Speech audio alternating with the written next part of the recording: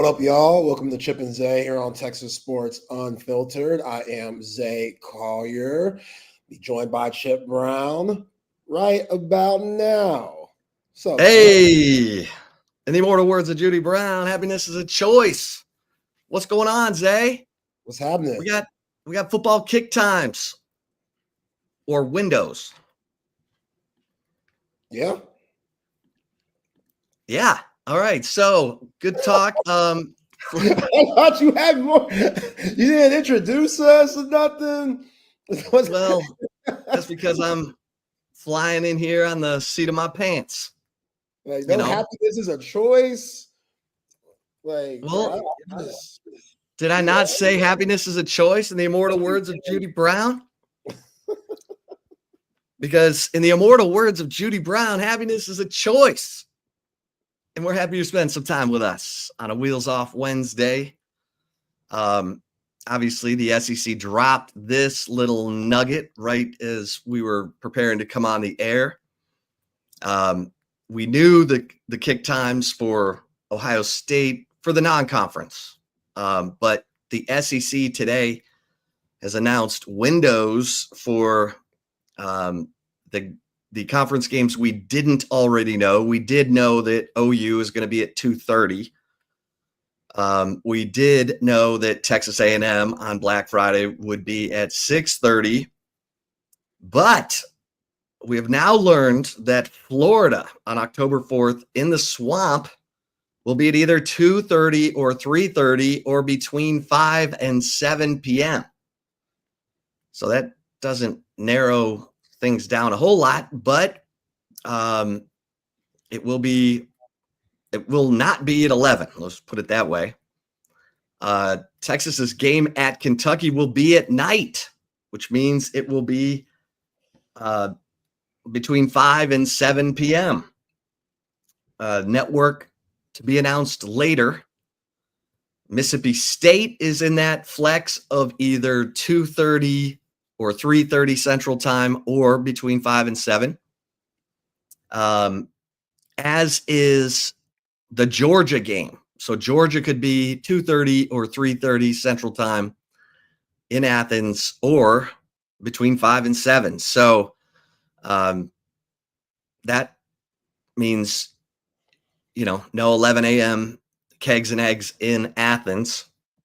That game will probably end up between 5 and 7. Yeah.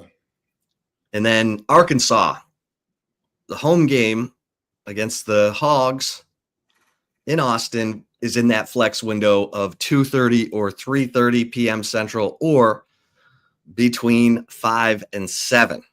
So your thoughts? As expected, I guess the one that stands out is the Kentucky night game in Lexington. That one, they didn't think that one would be a night game. I mean, if you look at all the experts and everybody picking the standings for the preseason, you see Kentucky at 15 and 14 in the SEC. So for that game to be a night game, no flex, just night game for sure. I mean, it just shows Texas and how they push the needle. But, yeah, everything else seems pretty standard. Like the flex game for Florida, we don't know where DJ Lagway is going to be by then. We assume that he's going to be playing, but we've been hearing things in the offseason about, his recovery might be a little slower than they anticipated. The Arkansas game, we don't even know if Sam Pittman might be on the sideline for that game. He could be canned before it. Because if they go, 6-6 this year, I don't know if Sammy Boy is going to make it for 2026. So I don't know how good Arkansas is going to be there. Last year, I want to say the game in Fayetteville, Chip, that was a afternoon game. That wasn't a night game. No, it was. It was an afternoon game. In fact, I think it was 11. It was 11? Yeah. Damn. Okay, yeah. I remember it being during the day. So, yeah, who knows how Arkansas is going to be. Georgia's going to be a night game. I don't even know why they're playing. Like, I don't even know why they're wasting our time. Like, what are they wasting our time for? What are they wasting our time for? Why are they wasting our time? Just say night. Like flex. Right? Ain't no way ABC Disney is gonna make that game 2:30. Like, no, not those types of programs. So I don't understand that, but yeah, we knew about Ohio State, we knew about A&M, we knew about Oklahoma, everything else, as I mentioned, besides the Georgia thing, not just straight up being a night game and Kentucky actually being a night game, everything else pretty standard. Yeah. Yeah, you're if you're going to play a night game on the road in the SEC, a guaranteed night game at Kentucky, you could probably live with. But like you said, you could still end up with a night game on the road at Florida, at Mississippi State, and at Georgia. So it's not very conclusive with these announcements today. And that I don't quite know what this accomplishes, because that flex window of 2:30 or 3:30 or between 5 and 7, all it does is eliminate the 11 a.m. game. Yeah. Right. And I don't know, let's say that Florida game, I don't know what the rest of the schedule in the SEC is. I'm sure there's going to be some high-level matchups because we know what conference we're dealing with here. Same for the Arkansas game. You just never know, what game's going to be sexier on the schedule when it comes to, the whole nation or the SEC, all of the SEC in general is what I'm trying to say. So, yeah, I get the flex. Like, I don't mind it. I wish the NFL did it a lot earlier than they do. Usually you just see flex games towards week 13 through week 17. I think you could do flex at any time. If some team gets curb stopped week 3 and they got prime time week 4, I ain't trying to see them. They coming in limping 1-2 in the week 4, maybe lost their quarterback or something. I'm not trying to see that team. So I'm all about the flex. You just never know. Football's a violent game. You just never know who's going to be available. I know, knock on wood, if somehow Arch Manning wasn't available for Florida or Arkansas, that game 2:30. I get it. It's Texas. That game 2:30. That's a 2:30, 3:30. That's easy. But if Arch Manning's available, hey, Deion Sanders, prime time. That's what it's supposed to be. I know some are going to say, it's Texas. This should be night games all the time. No. No. Let some of the other schools have their moment too. Ohio State fans know they're saying something like that. Like, come on, Texas, what y'all ducking the smoke for? No, that's y'all situation with Fox. That ain't got nothing to do with Texas. Y'all figure that out. Big noon kickoff. Yeah. So I'm good with it. Like, you got to play big boy. You got to play big boy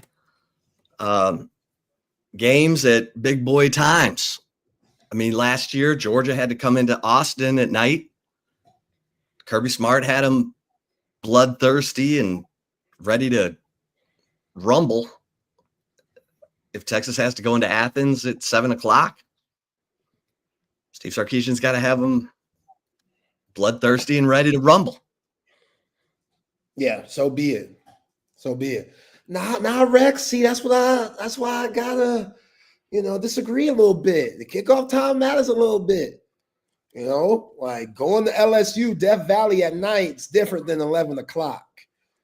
Going up to State College at night when it's a whiteout and that place is rocking, different at night than it is during the day. I saw Ohio State go in there during the day last year, get the win. I don't know if they're getting that win at nighttime. It's a difference.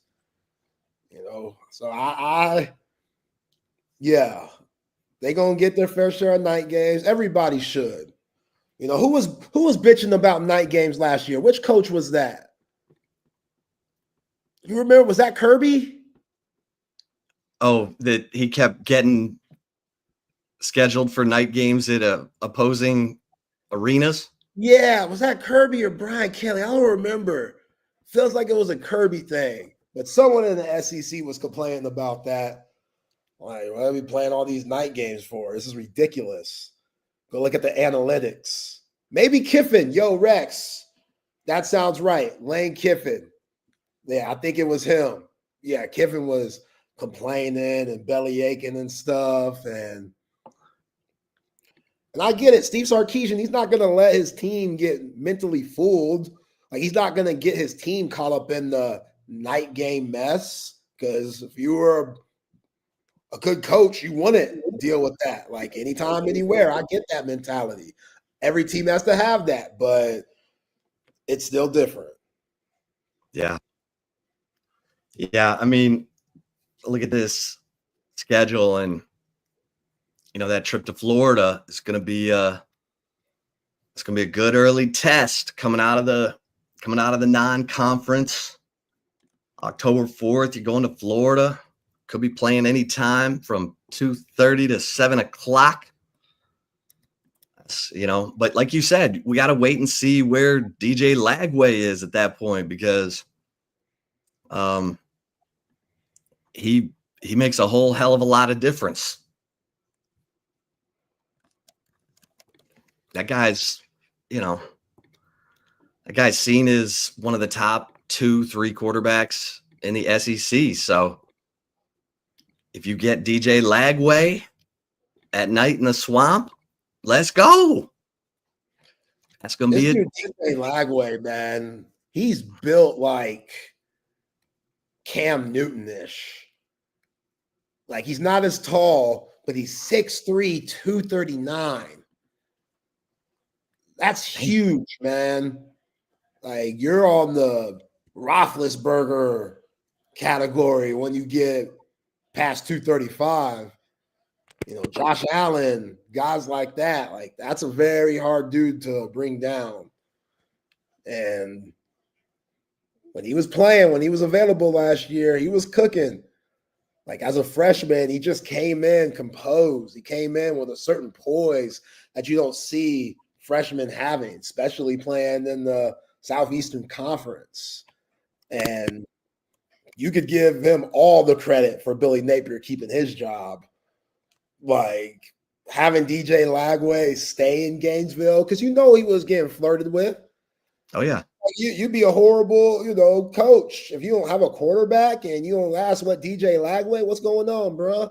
Billy Napier, I don't know how much time he's got. And obviously, DJ Lagway believes in Billy Napier because he's sticking around, which has allowed Billy to stick around. So that team last year, Texas saw that third-string quarterback. I don't even remember his name. People forget Graham Mertz, who somehow went ahead of Quinn Ewers in the draft. Still don't understand how that happened, but he wasn't available. And then DJ Lagway obviously wasn't available. But the talent, not named quarterbacks, they got talent. They got some guys that could play a little bit. So that might be my trap game. I know you got that as a game with a star next to it. That might be that one trap game, especially after you come after a bye after Sam Houston, correct? Yes. Yeah, so you're coming after a bye. Might be a little bit of rust. Yeah. That one could get spicy. That could get spicy. The swamp could get spicy. Like, them gators, man, they be creeping in the water. All you see is eyes. Like, I don't deal with no gator. I know folks that say, "Oh, we went gator petting and stuff like that," and they're like, "That sounds awful." Like, I'm not trying to get close to no gator. Hell, I look like Steve Irwin. Like, Crocky, mate. No, not at all. R.I.P. Steve Irwin, by the way. He's a legend. But oh, man, gotta watch them gators. Yeah, I mean, you look at I'll tell you who is going to be better this year, I think, are the Aggies offensively, Mm-hmm. because you've got 4 starters back on the offensive line. You got Marcel Reed. You got Le'Veon Moss back. They brought in some speed at the receiver positions. Casey Concepcion from NC State, Mario Craver from Mississippi State, who got into a little foolishness apparently. What happened? Wow, we knew that from before, right? Where's he going from? What's his name? Who Mario Craver? Where he come from? Mississippi State.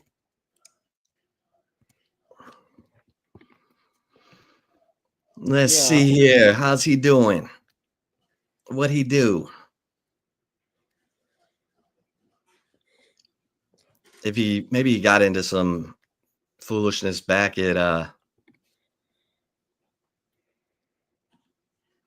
Stockville, or maybe not. Maybe not. Maybe he's putting that on him. Maybe he's he was suspended.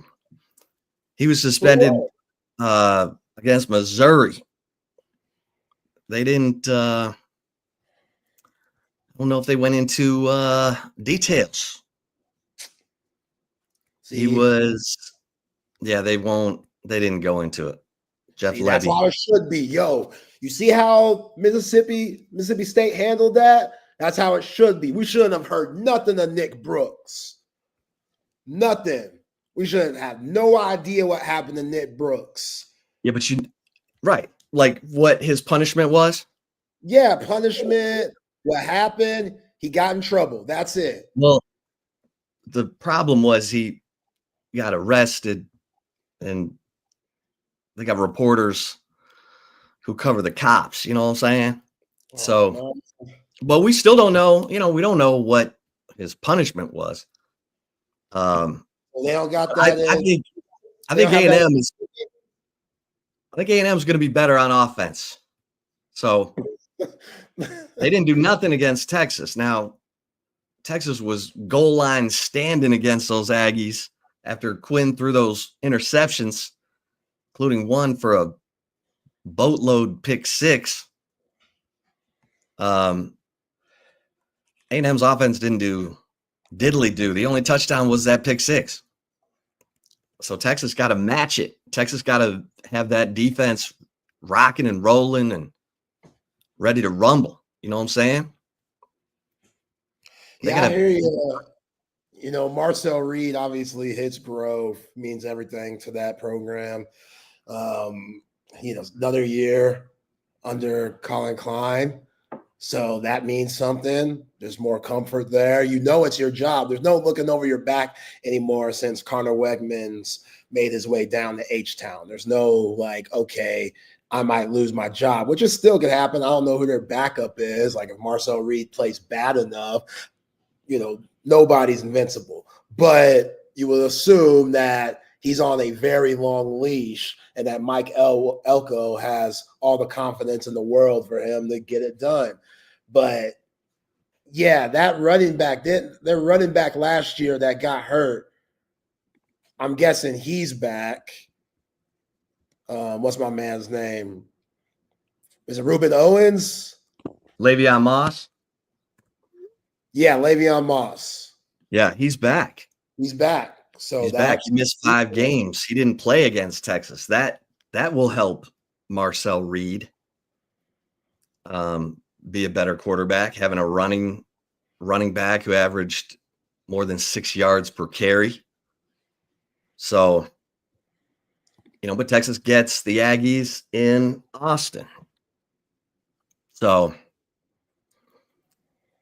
they, so Joe brings up, a good point, and Texas has not conformed to the tomato can week before rivalry week in the SEC, and mercifully so.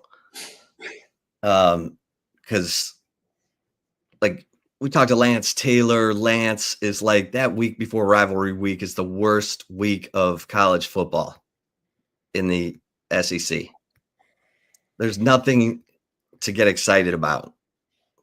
I mean, look at these games. A&M's playing Samford. Vanderbilt. Well, Vanderbilt doesn't do that. Vanderbilt front loads. But Tennessee, they're playing New Mexico State in November. South Carolina's playing Coastal Carolina on November 22nd. Ole Miss is playing the Citadel, for God's sake. Somebody's got to play the Citadel. I mean, they want that game. They want that money. They need that money down there in South Carolina. Citadel needs that money. Yeah, they could use that money. Get your ass whooped for a little bit, get paid while doing it. I feel them. LSU's playing Western Kentucky on November 22nd. So Kentucky's playing Tennessee Tech on November 15th. And Georgia's not playing anybody this year, by the way. Georgia, they've done a good job in the past of playing big marquee games like Clemson last year. This year, they're playing Marshall, Austin P, and Charlotte, in addition to their rivalry game with Georgia Tech. So I'm glad Texas has not conformed to that god-awful game. Auburn's playing Mercer November 22nd. Come on, man. They always get that SEC money. Come on. Thanksgiving time. Mm-hmm. Yeah. Mm-hmm. You got to pass out turkeys like Nino Brown. You got to pass out turkeys for everybody. You got to have money for the turkeys. I get it. Go up to SEC country, get your ass whooped, and get paid while doing it. Ain't nothing wrong with it. Citadel, ain't nothing wrong with it. Mercer, get your money. Absolutely. Here's Georgia's non-conference. You ready? Marshall, Austin P, and Charlotte. Yeah. And they're going to be. Open up with? Don't they? Their opening game, isn't it? Their opening game is Marshall. Oh, wow. I thought they were playing a tougher one than that. No, they got no toughies. Marshall, Austin P, Charlotte, and Georgia Tech. Those are their non-conference games. Now, I do believe that this is the year that Oklahoma canceled a game with Georgia because they ended up being in the same conference. But still, you're Georgia. Right? You get that game. You can get that big. You can get a big profile game. Kirby don't want that. Kirby wants to beat up on some wimps. You got to get Gunnar Stockton's confidence up. Yeah. Got to get Gunnar Stockton's confidence up because they're playing Tennessee on September 13th. They get a big old conference game right there in September.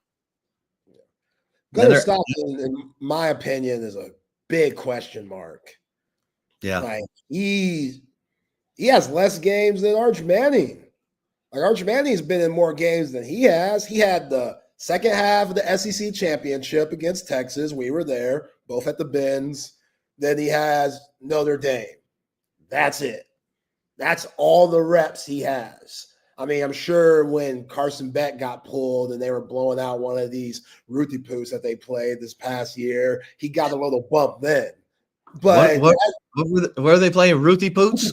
Ruthie Poots. Yeah, shout out to CC Collier. He gave me that one. But he always talked about other trash players or other trash teams. That's the way of him saying it nice. Ruthie Poots, scrubs, chumps. They can't compete. So Georgia was playing them Ruthie Poots, and Gunnar Stockton probably got a little bit of run, but there's no expectations. That don't count. Now, he came through in the second half of the SEC championship. I'll give him credit because I had no faith in him. Oh, me and BK, We were sitting there behind the goalposts. We were around all them Bulldog fans and stuff. We thought Texas had it in the bag. Oh, they bringing in the backup. Here we go. Texas about to be SEC champs in year one. The backup can't do nothing. Then there was this random Bulldog fan right next to me who was like, I don't know, bro. Gunner Stockton's supposed to be the next up. Gunner Stockton's supposed to be the truth. He has a bunch of records in this state in high school. And I'm like, high school? This ain't high school, bruh. You know, when in high school, he wasn't going against John A. Bear. In high school, he wasn't going against Michael Taft, Anthony Hill. What you talking about? Man, Gunner Stockton came out like he was John Elway. That first drive, never forget it. One. That was the one. Just marched them up the field. I don't know if it was just they were shocked. They were shocked by the legs. Carson Beck wasn't running like that. Nobody thought Gunner Stockton. When you see a white boy, first thing you think is pocket passer. That's the first thing you think. You don't think, this dude got juice. This dude, when he's in the open field, going to give you a little wiggle. You don't see that coming. And then it happens. You're like, oh, damn. And, okay. and then it happened again with Klubnik, and then again with Sam Levitt. And then Will Howard even gashed you. Yeah, the white quarterback that got a little juice hurts Texas a little bit. Will Howard, Texas had kept him bottled up in previous meetings. I mean, Tavondre Sweat and Barron Sorrell rushed him into falling all over himself there at the end of that K-State overtime game on 4th and goal from the 4 when Chris Kleiman decided, you know what? We're going to go for the win. We're not going to trade field goals with Bert Auburn. We're going for the win. And T. Sweat, Barron Sorrell said, nah, not today. Yeah. Of course, Texas had Malik Murphy, now Oregon State quarterback Malik Murphy, playing in that game. And he was a bit of a turnover machine, which helped the Wildcats come back from a 20-point deficit. That was the end of the soft coverage with the lead, because it was K-State. It was Houston. And some of that was on Sark going for that fake field goal with Bert Auburn, who caught a 1-yard pass and got decapitated. That was rough. That was a Do you want to, if you thought missing those field goals late in the season were rough, watch him get blistered by Houston's tacklers on that play. Yeah, Sark didn't fool anyone on that call. Huh? Sark fooled no one on that call. No one. Stevie Wonder saw that coming. Well, no one. Was rough. It was rough. That's all Donovan Smith needed. Donovan Smith's like, oh, yeah. I completed 37 of 50 passes against these guys at Tech in an upset win. I can do this again. Does that fool have any eligibility left? He can't, right? Donovan Smith? No, he gone. He gone. Okay. He gone. Thought he might try to pull a Diego Pavia or something and get him some extra years, because he was around forever. My brother was old too. That's crazy that Hummer told us that the kids who are trying to get waivers because they played JUCO and they want, they played JUCO at a 2-year school and they want years back of eligibility, and the NCAA's been dragging their feet. Diego Pavia he sued, got his ruling almost immediately. What's the NCAA now? I mean, they're not even the enforcement of the house settlements in the hands of Deloitte. It's not like this is all waivers are all the NCAA has to do.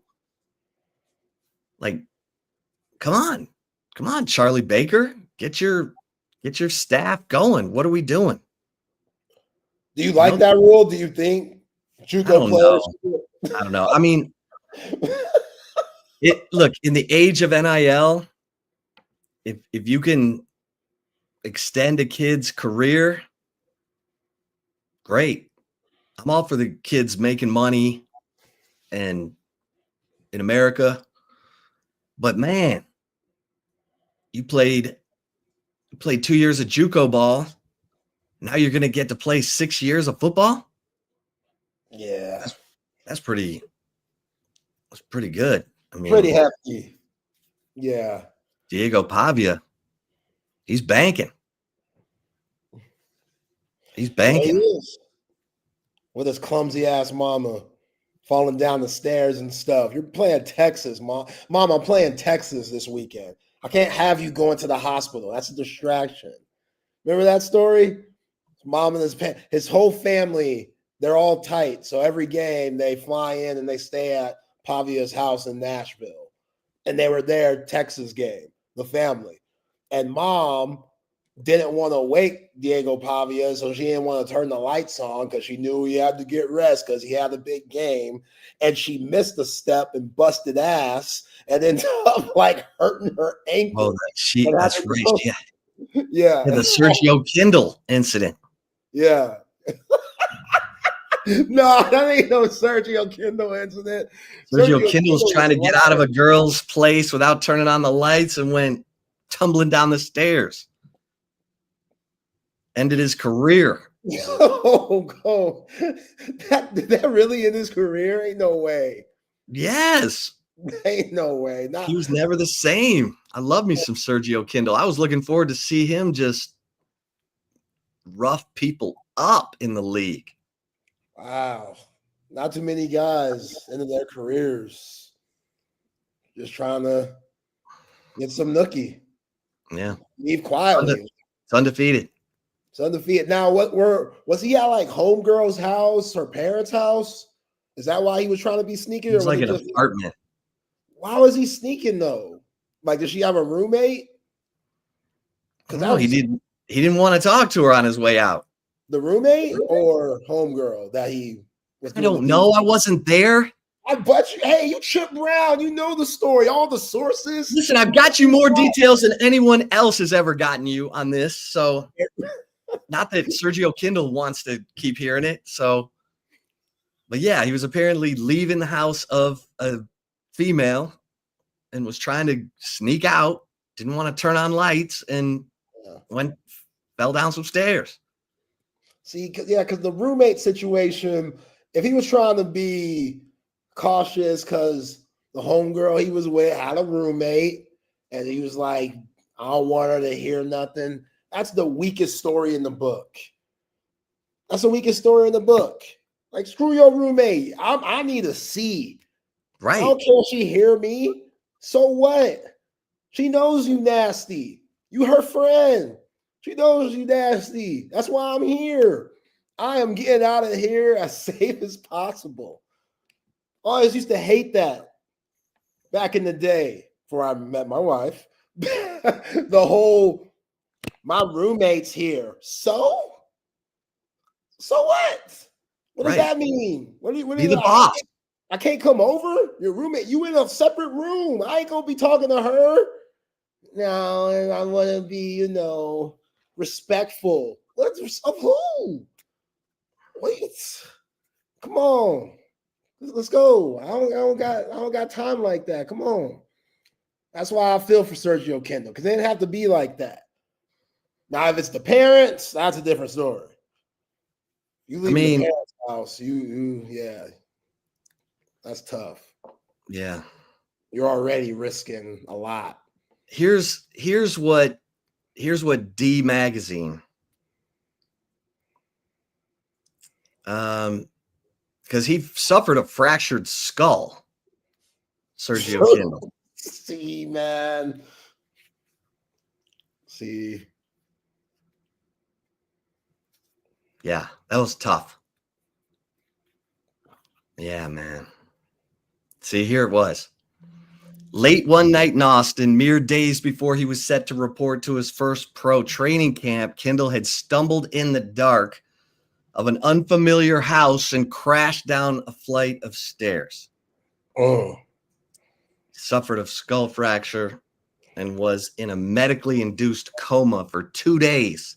Wow. Well, doctors alleviated the pressure on his brain through a hole in his cranium. He had a subdural hematoma that they had to relieve because it was like swelling up. I had a cousin who died from that. Good grief. He doesn't remember waking up or any of the days that followed, but the doctors told him resuming a football career was out of the question.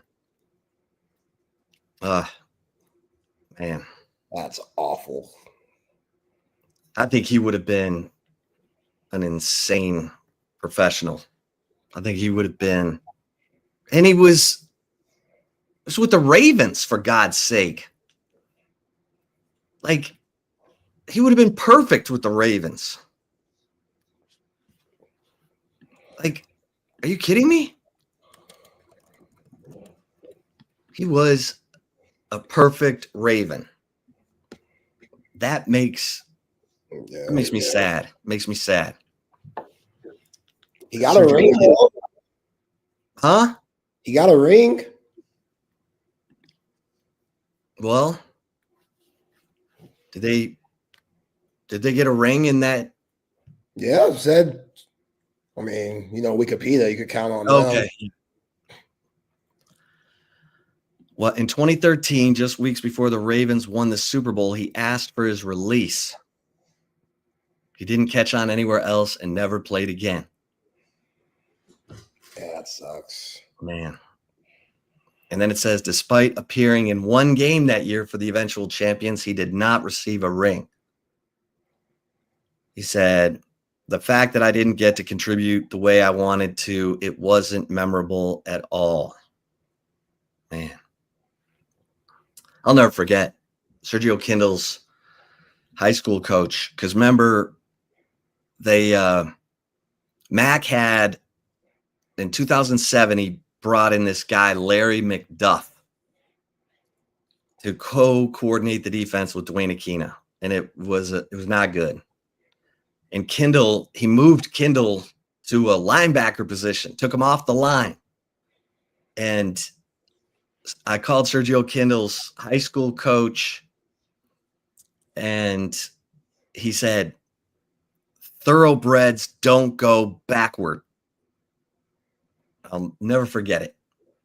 Thoroughbreds don't go backward. You put him on the line and let him get after that quarterback. And Will Muschamp came in the next year, and the first thing he did was move Sergio Kindle back to defensive end. And he was a monster.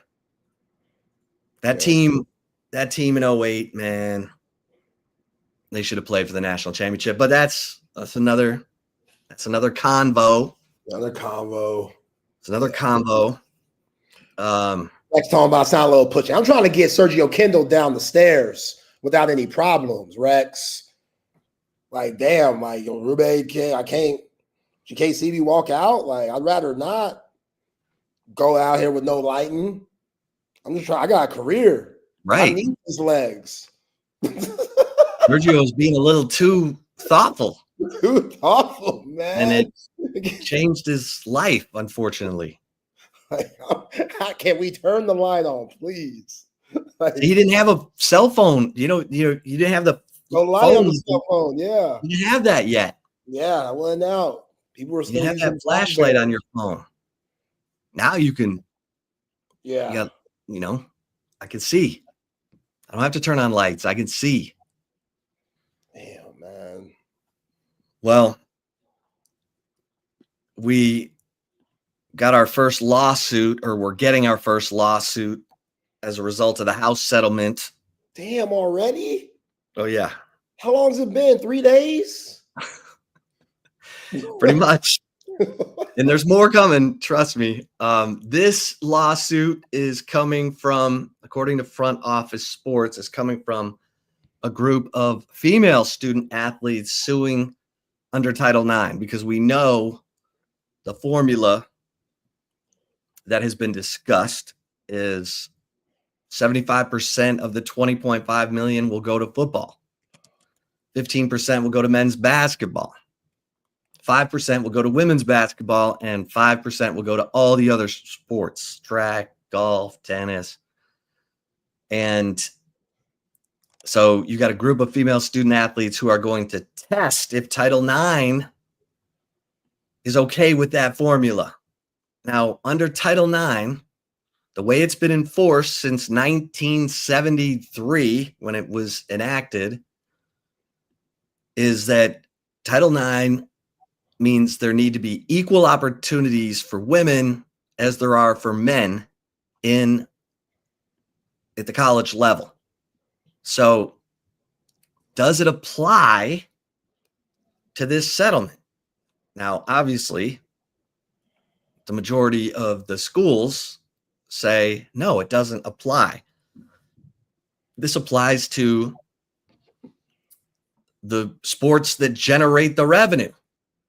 The sports that, like, I'm a football player. The football contract is this much money, so I get a percentage of that money. There is no, and I'm not trying to be cold. I'm not trying to be callous.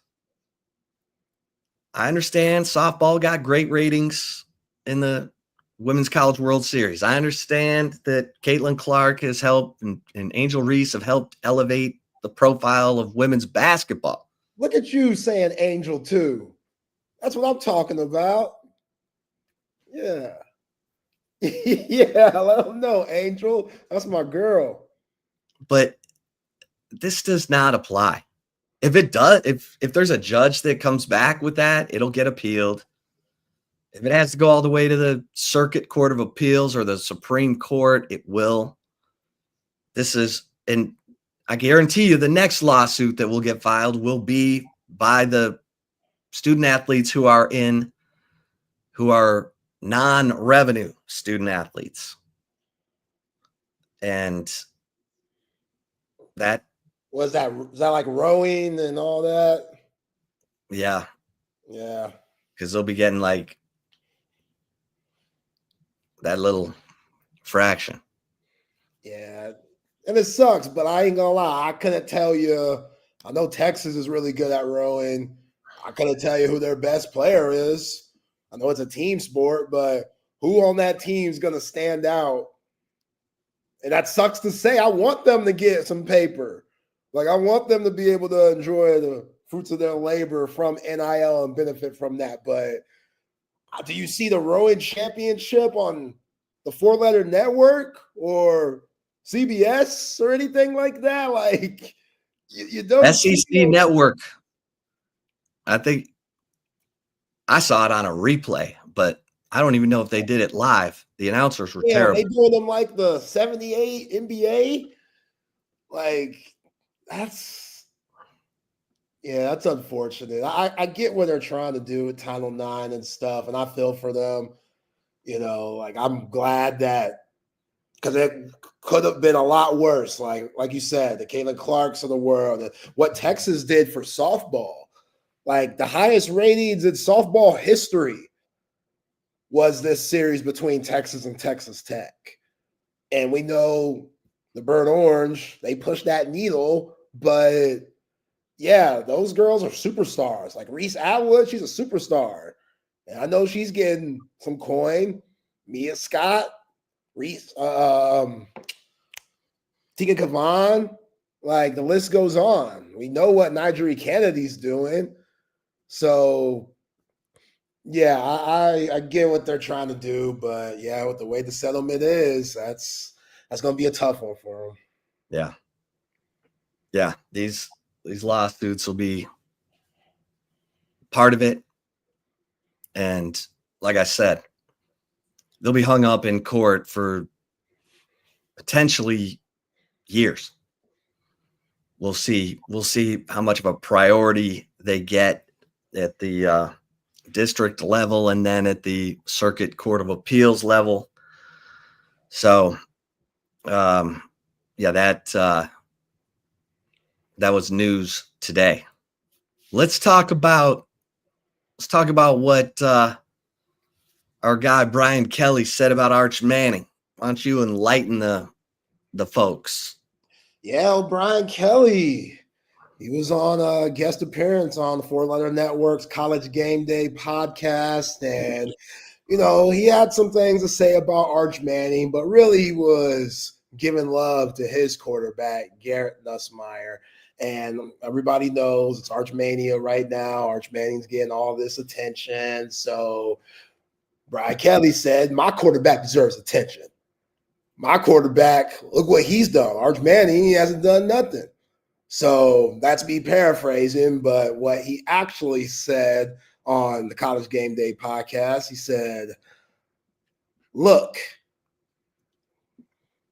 yeah, we hear it every day because Manning's from Louisiana. And listen, there's another guy that hears it all the time, and that's Garrett Nussmeier. He's committed, and he's more than anything else. He's experienced. And in this league, you need to see the bullets flying. Oh, Coach Kelly goes on to say, now Manning is extremely talented, but he's got to do it. And there's going to be a couple of days where it doesn't come down to the way it's supposed to. How do you bounce back? How do you come back from that? How does it work the next week in your game plan? So there's a lot out there. I can see the assessment of Manning. He's an outstanding player, but I'll take the guy that's been in the SEC and seen what it looks like. That's what I'm talking about, Coach. Let them know. Let them know. Well, what the heck was going on in College Station last year when Nussmeier kept throwing it to the Aggies? Oh, he was hurt. That don't count. Okay, well, he was hurt. He was limping around a little bit. They were lighting his ass up. I remember that game. There were like 7 sacks. It seemed like in a row. Yeah, where was Will Campbell that game? Oh, yeah. All this talk about Will Campbell. He's the best tackle. What? T-Rex arms. How can you block when you got T-Rex arms? He's got tiny arms. What could he do? Shamar Stewart, all those guys. Nick Skirton, they didn't do nothing against Texas. And Kelvin Banks went down in that game. You had Trevor Gooseby out there showing what the future was going to be about. But I like Garrett Nussmeier. I don't love Garrett Nussmeier. I mean, I look at the quarterbacks in the SEC. The quarterbacks in the SEC are legit. You got Blake Shapen at Mississippi State. That fool came in and won a Big 12 championship in his first game. He's underrated. Back in 21. You got Marcel Reed. You got John Mateer. You got DJ Lagway. You got Lenora Sellers. You got some dudes. Mm-hmm. Garrett Nussmeier, I don't know. I know he threw for 4,000 yards last year. A lot. But you know what? He also lost. Lost to USC. Lost to A&M. Got smoked by Alabama. Smoked. That was rough. 42-13. That was rough. He only scored 13 points, Garrett. Then at Florida, lost 27-16. Only scored 16. What's going on? What's going on, Garrett? Like, I don't know. Now I'm with you because there's mock drafts out there that has Garrett Nussmeier #1 pick. There's people out there that say he's the sleeper for the Heisman, first team All-American. And you see the flashes. Like, if you go look at his highlights, not the lowlights, because that's what Chip's referring to. The lowlights are low, but the highlights are high. The highlights show a lot of upside. The highlights look like a guy that could be making big money in the National Football League. So that's what people are holding on to. They're holding on to it tight because this is supposed to be the year. lot of people got him over Arch Manning, first team All-American. And I'm with y'all, Rex and Hair the Dog. Like, I don't mind what Brian Kelly said at all. Like, No, you got to lie for your quarterback. That's exactly what you got to do. I don't know why Arch came to play. I guess Brian Kelly gets a lot of knock because Arch being a New Orleans boy, we all know those Louisiana folks. If you're from the boot, you're expected to go to LSU. That's just what it is. Even Arch Manning. Like, how can this guy get out the state? But, oh well, he's here in HX. Brian Kelly's like, y'all need to deal with it. Our guy from Lake Charles, Garrett Nussmeier, he's the real deal too. Brian Kelly's riding for him, as a coach should. I can't be mad at that. Yeah, I mean, he was 30 of 39 against USC. Of course, USC's defense was terrible. 2 touchdowns, 1 interception. South Carolina, 24 of 40. It was at South Carolina. It was a good win. UCLA, 32 of 44. That's 72.7%, 3 touchdowns. But UCLA wasn't any good. No, they were awful. And then, Ole Miss, they lose that game in overtime. He throws 2 interceptions. They won that game. Yes, they did. They won that game. They did. He threw for 3 touchdowns, but 2 interceptions. A&M, 2 touchdowns, 3 interceptions. Alabama, 1 touchdown, 2 interceptions. Like, this is what I'm talking about. Like, Quinn Ewers, people can get on Quinn Ewers. Quinn Ewers, when the lights were the brightest at Alabama, at Michigan, the dude was 3 touchdowns, no picks, and completed 24 of 38 and 24 of 36, and was a monster on 3rd down against Michigan. And when the roof was coming off the building at Alabama, when Alabama took the lead, 16-13, Quinn Ewers came right down the field, touchdown. When they cut Texas's lead to 27-24, 7-play drive, touchdown. Like, I didn't see that from Garrett Nussmeier. He had a lot of yards. He had some good games. I didn't see him being the difference. I didn't see all of LSU's games. We probably have LSU fans listening who are like, you didn't see that game. He was great in that game. Okay, I'm looking real quick. Let me look one more time. Yeah, look one more time. Looks like his best game was Baylor. Bowl.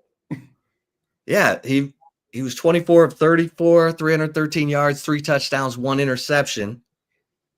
In their win over OU, he completed 71%, 3 touchdowns, no interceptions. But OU's offense was terrible. OU's offense was terrible last year, like record-setting bad. So, here's my thing. He got sacked into oblivion against Florida. He had minus 53 yards in sack yardage. Like, LSU's supposed to be good this year, and they lost 4 starters on the offensive line, including, Will Campbell. I'm so glad Will Campbell didn't go to the Lions, for God's sake. What? That guy. Every time I saw Will Campbell play, I was unimpressed. Like, anyone saying, Will Campbell better than Kelvin Meggs. Okay, let's see how that ages. Because that dude, like you said, T-Rex arms, wasn't working. I mean, LSU, I don't know what to make. They got a big old transfer portal class that they're super excited about. And I got to see it, man. I got to see it. Look, here's LSU's transfer portal class.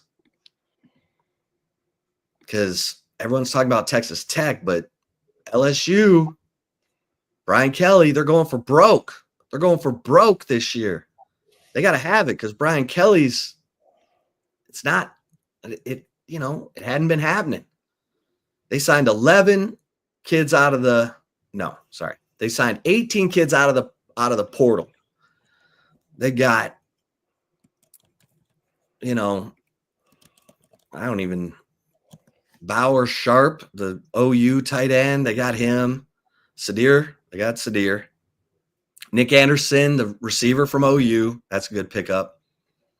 Michael Van Buren, the quarterback from Mississippi State, is now, he was a freshman last year, so he'll back up Nussmeier and then take over. Barry Brown, Kentucky's best receiver. They went and got him some weapons, but I don't know, man. It's all got to come together. They gotta mesh. They gotta have good things happen. And they added some dudes on both lines. That's a lot of stuff that needs to come together, man. For LSU, I don't know. I'm not blown away. I'm not blown away. They don't have a running back that makes me go. They don't, these receivers, Nick Anderson, Barry Brown, those guys have showed up in big games. Nick Anderson beat Texas, got it.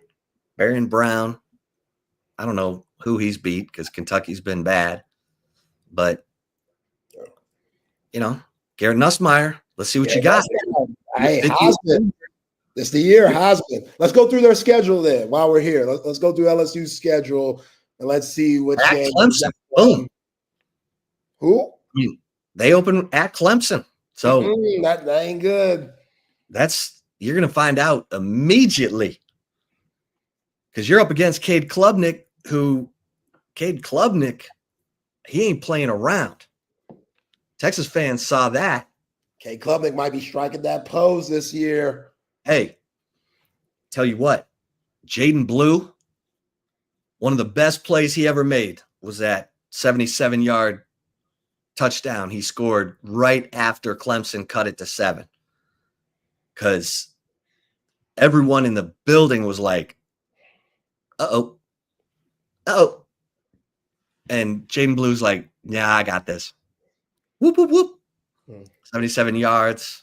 And then Texas was able to win it by a couple scores, make it look good.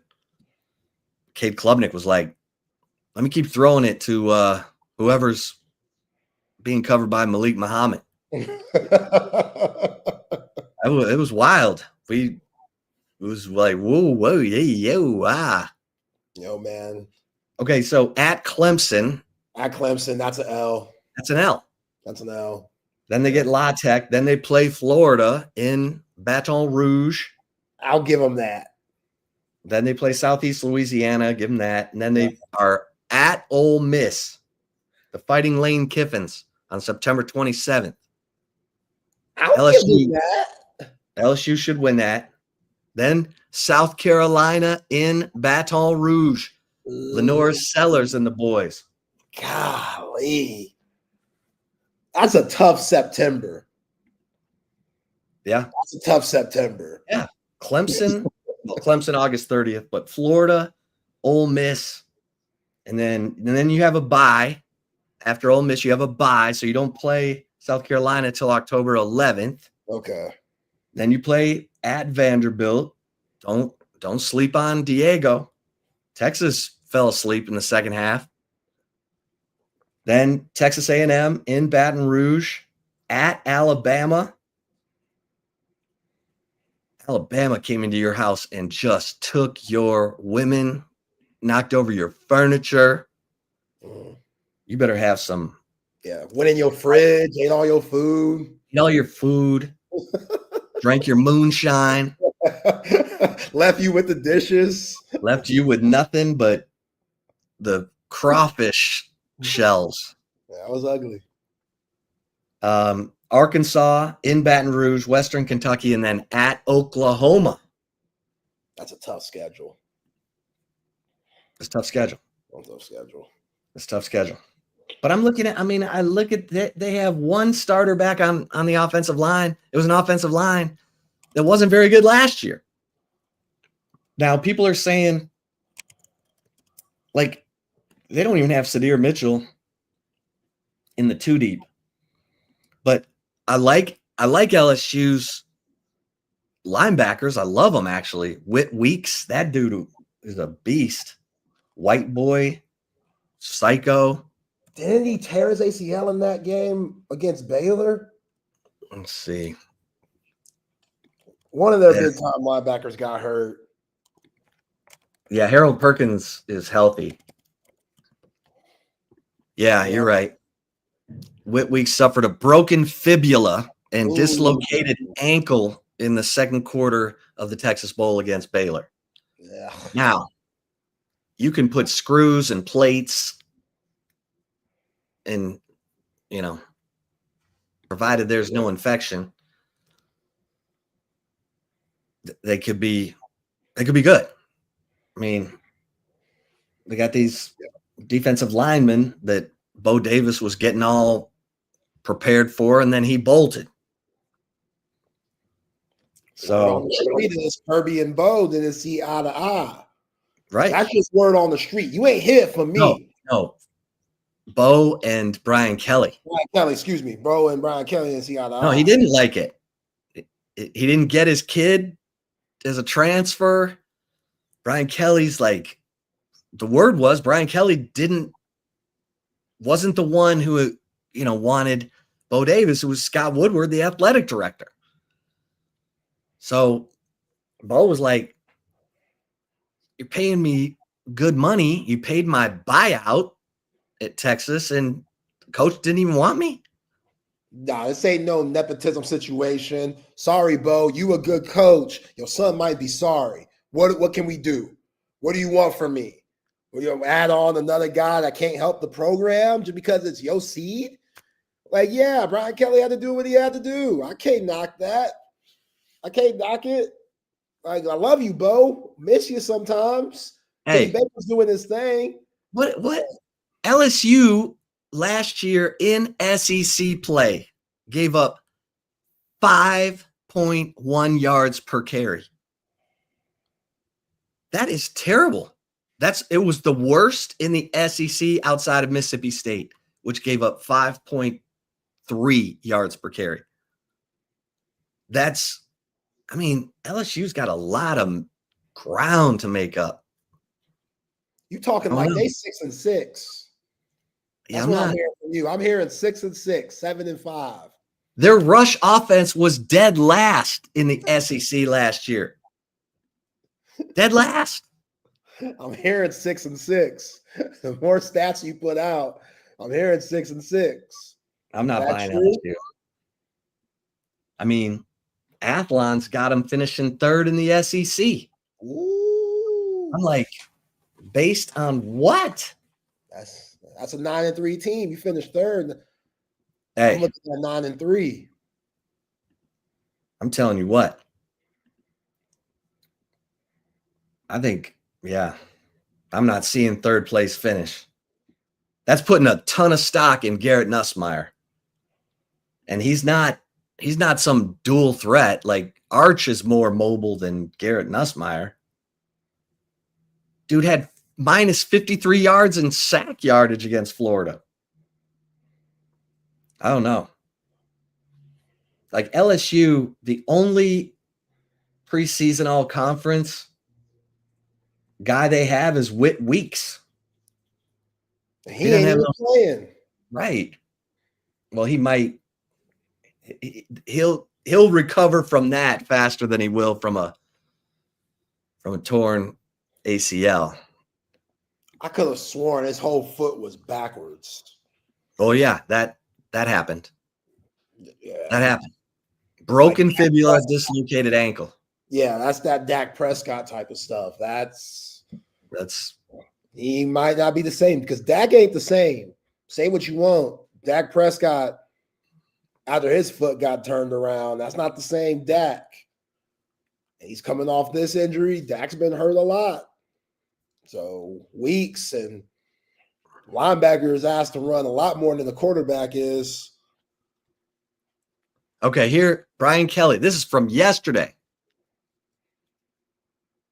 Oh, no. Okay, this is from that same Game Day podcast. He shared an injury update on Harold Perkins and Whit Weeks.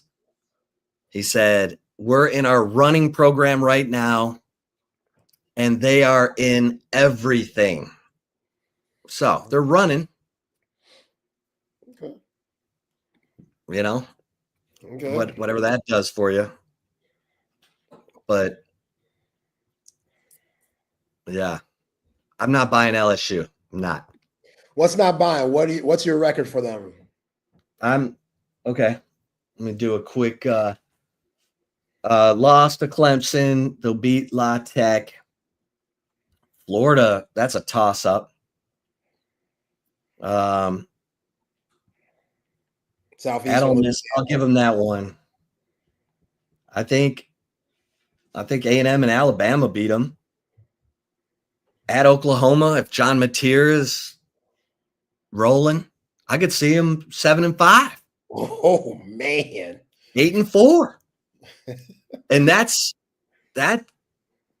gets Brian Kelly into trouble, because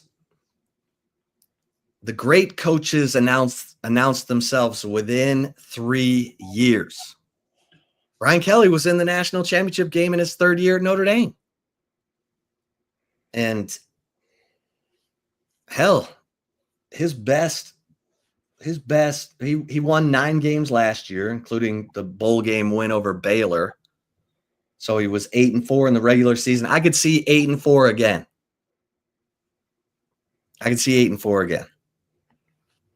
Okay. Yeah, I'm about the same. I'm trying what do you think? Trying to give them 9 wins. I'm trying. Like Clemson, I think that's an L. Florida, toss up. Ole Miss, toss up. South Carolina, toss up. A&M, Toss up. I think they beat A&M at home. I like to see when that game is. I like to see if that's a night game or not, because that's a night game at Death Valley. I'm going to give it to them. If that's a day game or flex, or it could be in the middle of the day, that's a toss-up to me. I'm not as high on A&M as running quarterbacks gave LSU fits last year. Marcel Reed ran for 3 second-half touchdowns in that comeback win. But that's because they weren't ready for him. Like, Jalen Milroe, they should have been ready for Jalen Milroe.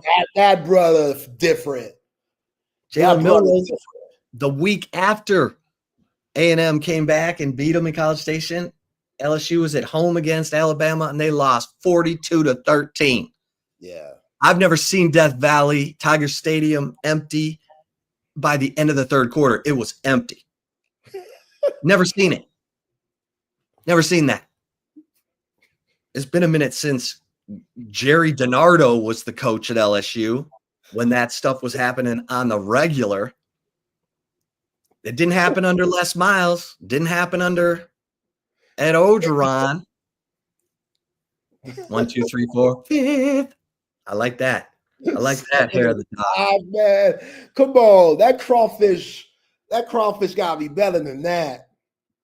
That gumbo got to be better than that. You need those transfers, and I love going to LSU. I love it. I can't wait. Because those fans, they got the best tailgate, gumbo, moonshine. And they're nicer than you think. Oh, yeah. Yeah. They're nicer than, as you would say, Ohio State fans. Oh, God. Yeah. Yeah, Ohio State, they got a shank in their pocket for you. Wow.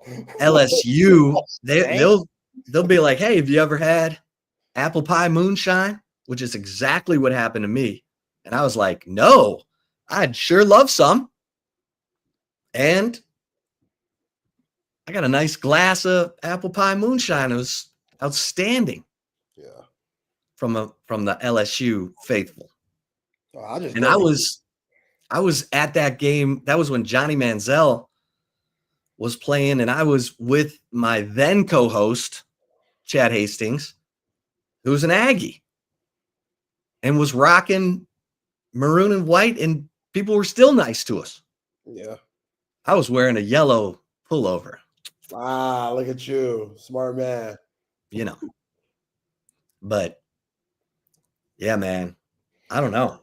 Yeah. I'll give them 8-4. 8-4. You're not gonna get to the 1, 2, 3, 4, 5th. No. Garrett gonna win. Garrett gonna win the Alabama, A&M, or Florida, or Ole Miss. Garrett's gonna win one of those. 2. I'm gonna give Garrett 2 of those. They're gonna lose to Clemson. Yeah, they could get housed by Clemson. Is that has to be neutral? Ain't no way that's in. It's Clemson. It's in Clemson. Wow. That is a straight up away game, true road game. That's bold, Brian. That's bold. That's bold. I respect it. That means Clemson's coming to Baton Rouge the next year.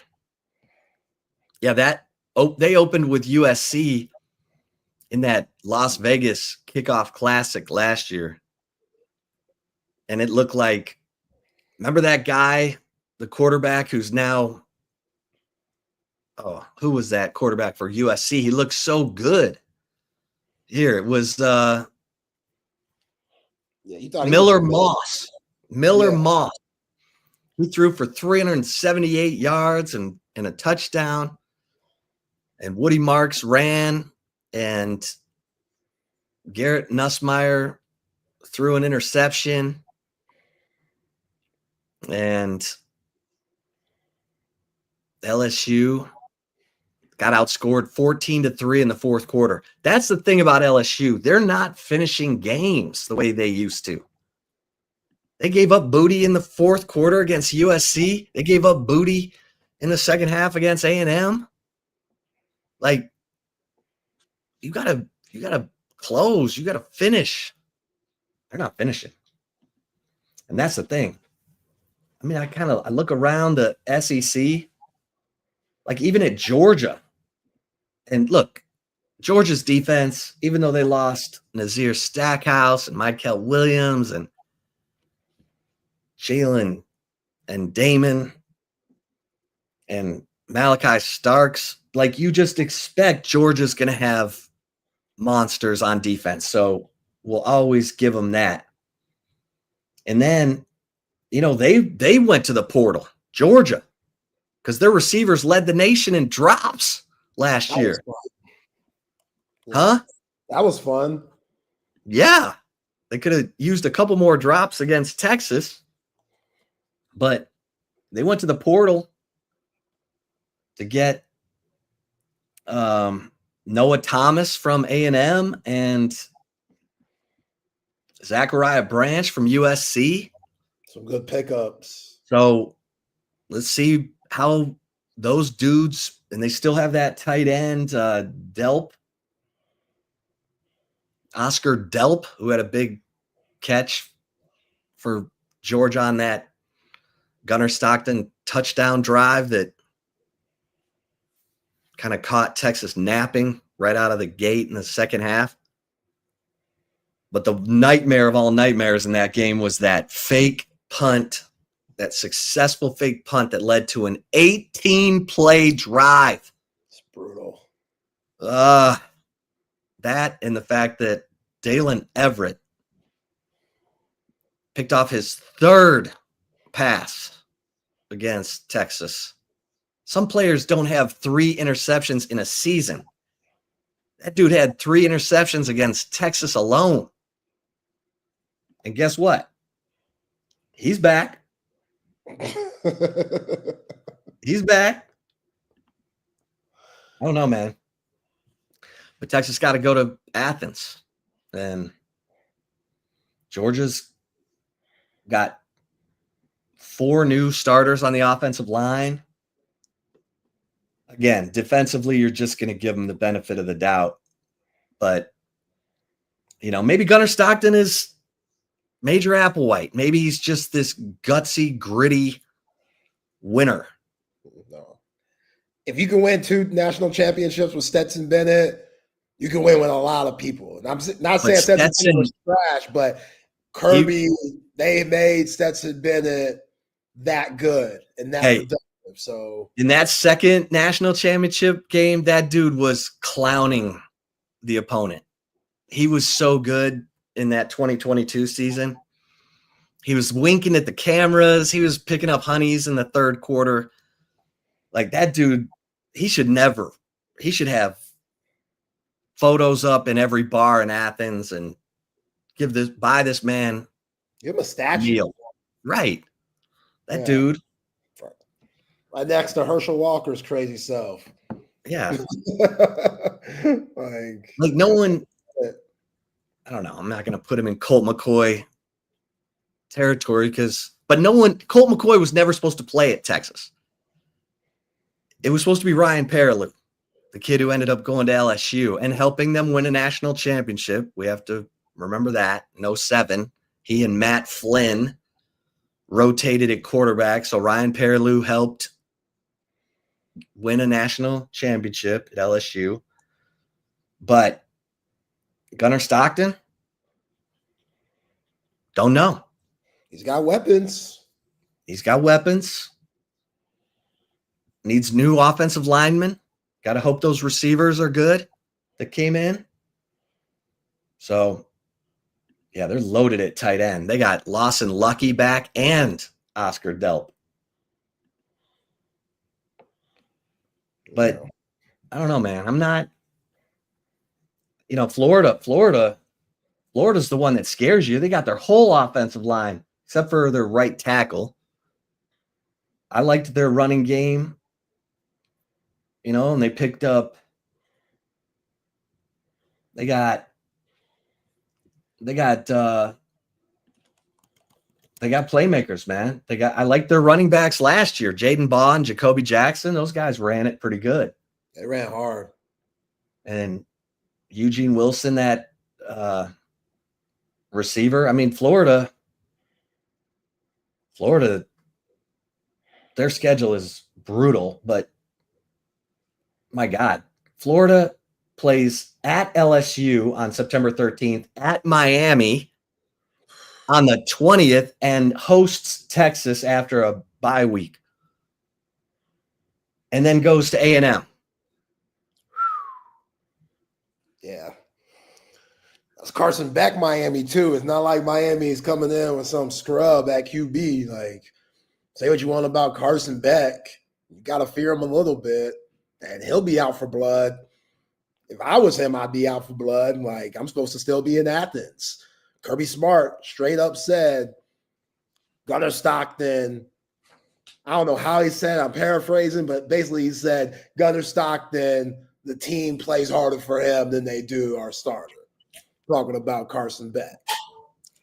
That was the exit right there. He didn't say it like that, but he said. Yeah, that's what I'm saying. I'm paraphrasing, but it was something like that. Right. He said they play really hard for him. Like implying that they weren't playing really hard for Carson. Okay. Yeah. And Carson Beck just lost his girl, Cavender twin. Just lost her.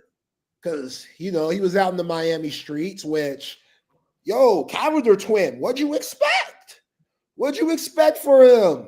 How's he out in the streets? Didn't they steal his car? Yeah, they stole his car, but you can still be out in these streets. There's Waymo. There's Uber. You can get an Uber down to South Beach. Well, maybe Bert's giving him a ride. Maybe they're on their two-man game. They're, teaming up, tag teaming, hitting the streets. If you're Carson Beck and Bert Auburn is your wingman, you win every time. You're good.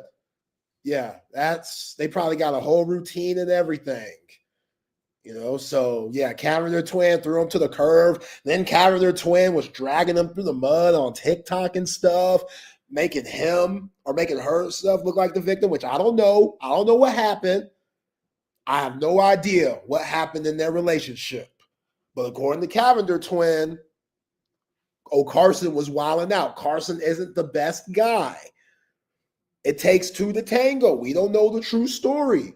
So, yeah. Yeah, Patrick, I know, man. Bert's in the place where the women, they should be right out the door all the time. Like, yeah, because he hasn't played yet.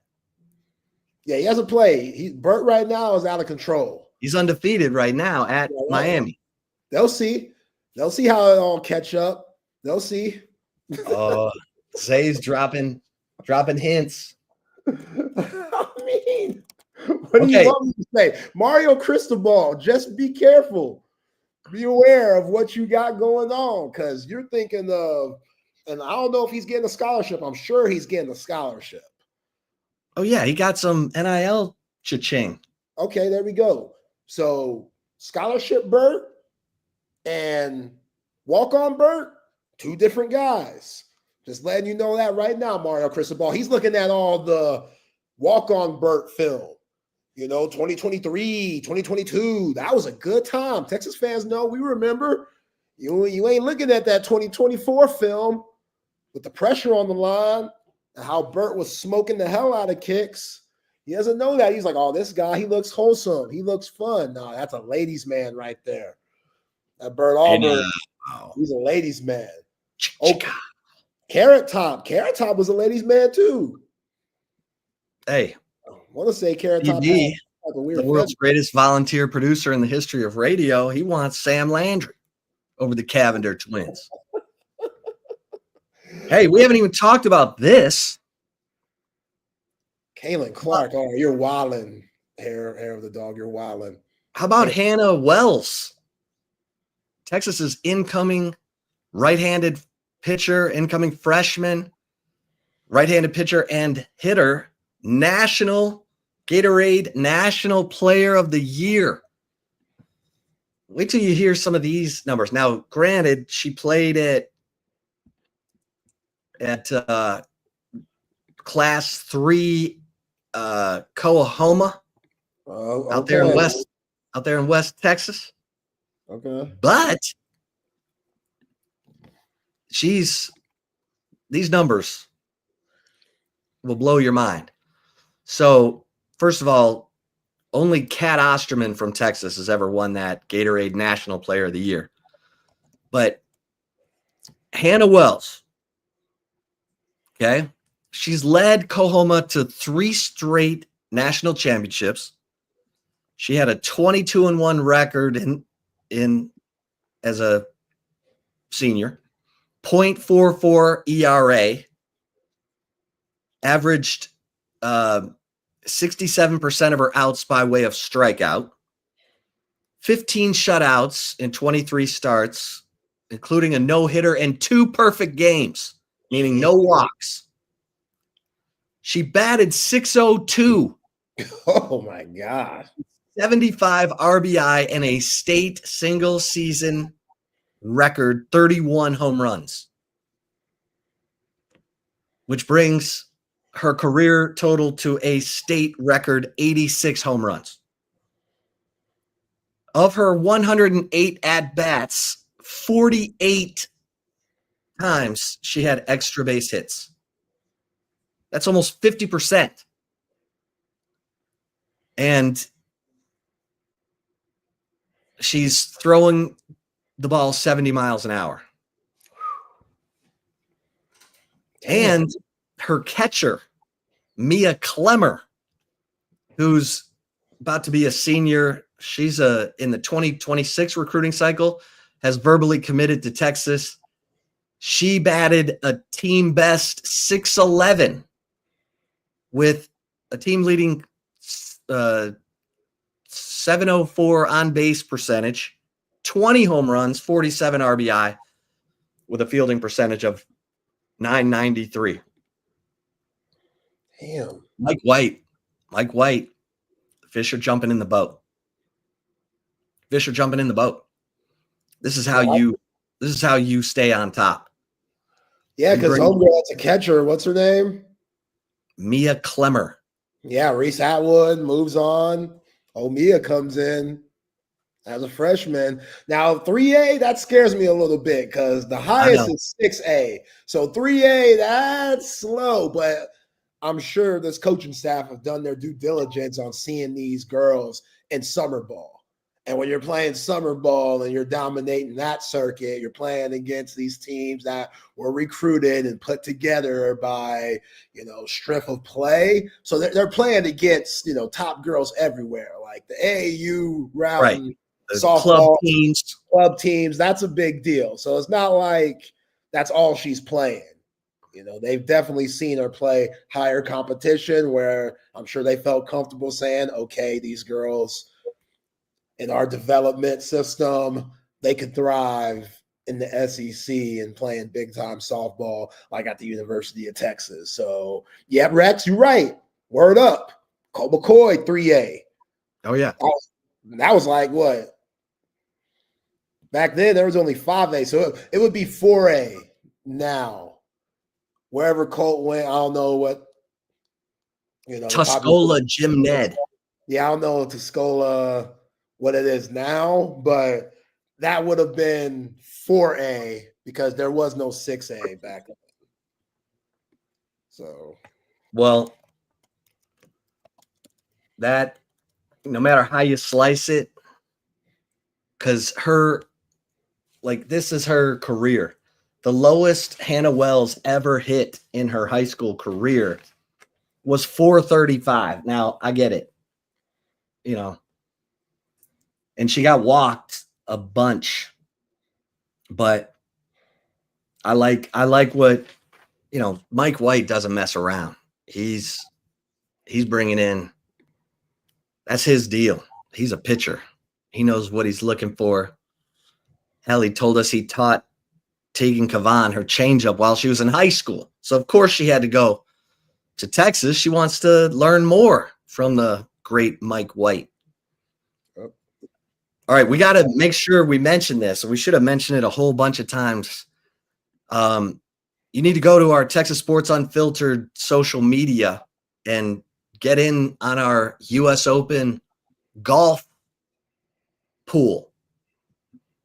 So go to Texas Sports Unfiltered, TS Unfiltered, Twitter, Instagram, and click on the U.S. Open golf link and enter. I'm in there. Have you filled out your bracket? I'm doing it right now. Okay. So it's free. It's free. And you're going to have a chance to win great prizes and show us up. You know what I mean? You get bragging rights. So the signups close Thursday at 7 a.m., but do it now. You're going to forget in the morning. Everyone picks a team of 6 golfers. You'll see it's super easy. And just go to TS Unfiltered on Twitter. It's pinned right there at the top. It's gonna be fun. Yeah. I just did mine in 1 minute, so you have no excuse not to get it done. Like, check it out, get it done. Yeah, I mean, this is gonna be crazy. The rough, it's 6-inch rough. Damn. And Oakmont is already a nightmare course. Super long. I mean, they're saying the winner of the tournament is probably going to be over par. When was the last time you watched a golf tournament where dudes were not under par? Brooks Koepka won the U.S. Open a few years ago at +1. This could be like +2, 3, or 4. This is the tournament you watch to see the pros look like us. But they're having to hit it out of 6-inch rough. Like, you got to remember how Tiger could muscle the ball out of the rough. He had such great swing speed and such great ball striking. Yeah, he could get the ball up. He could get it up out of that rough. I don't know if some of these dudes are going to be able to do it. Is Bryson playing? I didn't see him on the list. Yeah, he's playing. He's playing? Isn't he? I didn't see him on the list just now. I saw him getting interviewed, so. Okay, he probably playing, yeah. Yeah. I mean, why wouldn't you play? It's one of the biggest tournaments of the year, but maybe Bryson. He's the defending champ, right? Yeah, see? All that power. All that power. Yeah, he's got them muscles. I don't know how he got them. Stop. Don't do that. Don't do that. That's not working out every day, eating right. Don't do that to my man, Deshamby. Deshamby. Because I don't know how he got him. No, man. I don't know how Barry Bonds got that big ass head either. You know, I don't know how Mark McGuire got that big ass head either. What happened? No, don't put that on my man Deshamby. I forgot Justin Rose. Justin Rose won the U.S. Open in 2013 at 1 over par.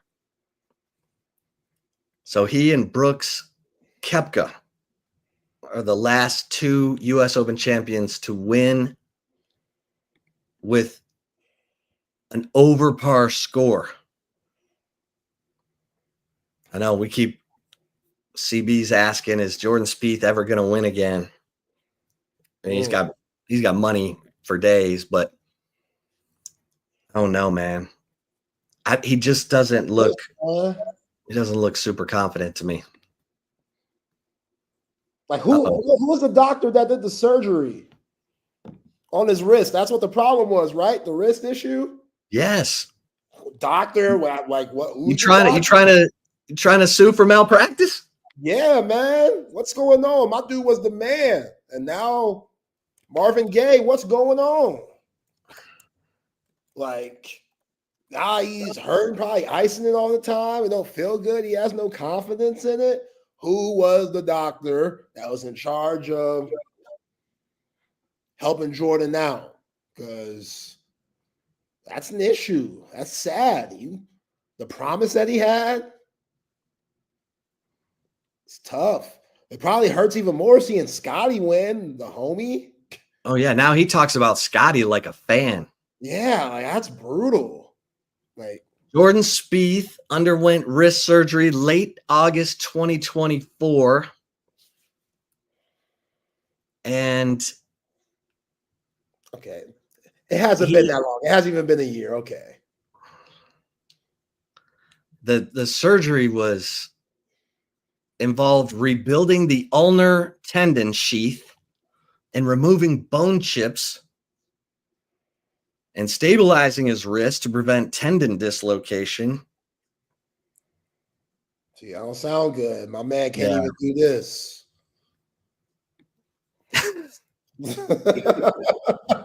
my man got a hard time.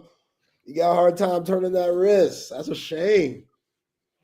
I hate hearing that. But again, it hasn't been that long. Like right.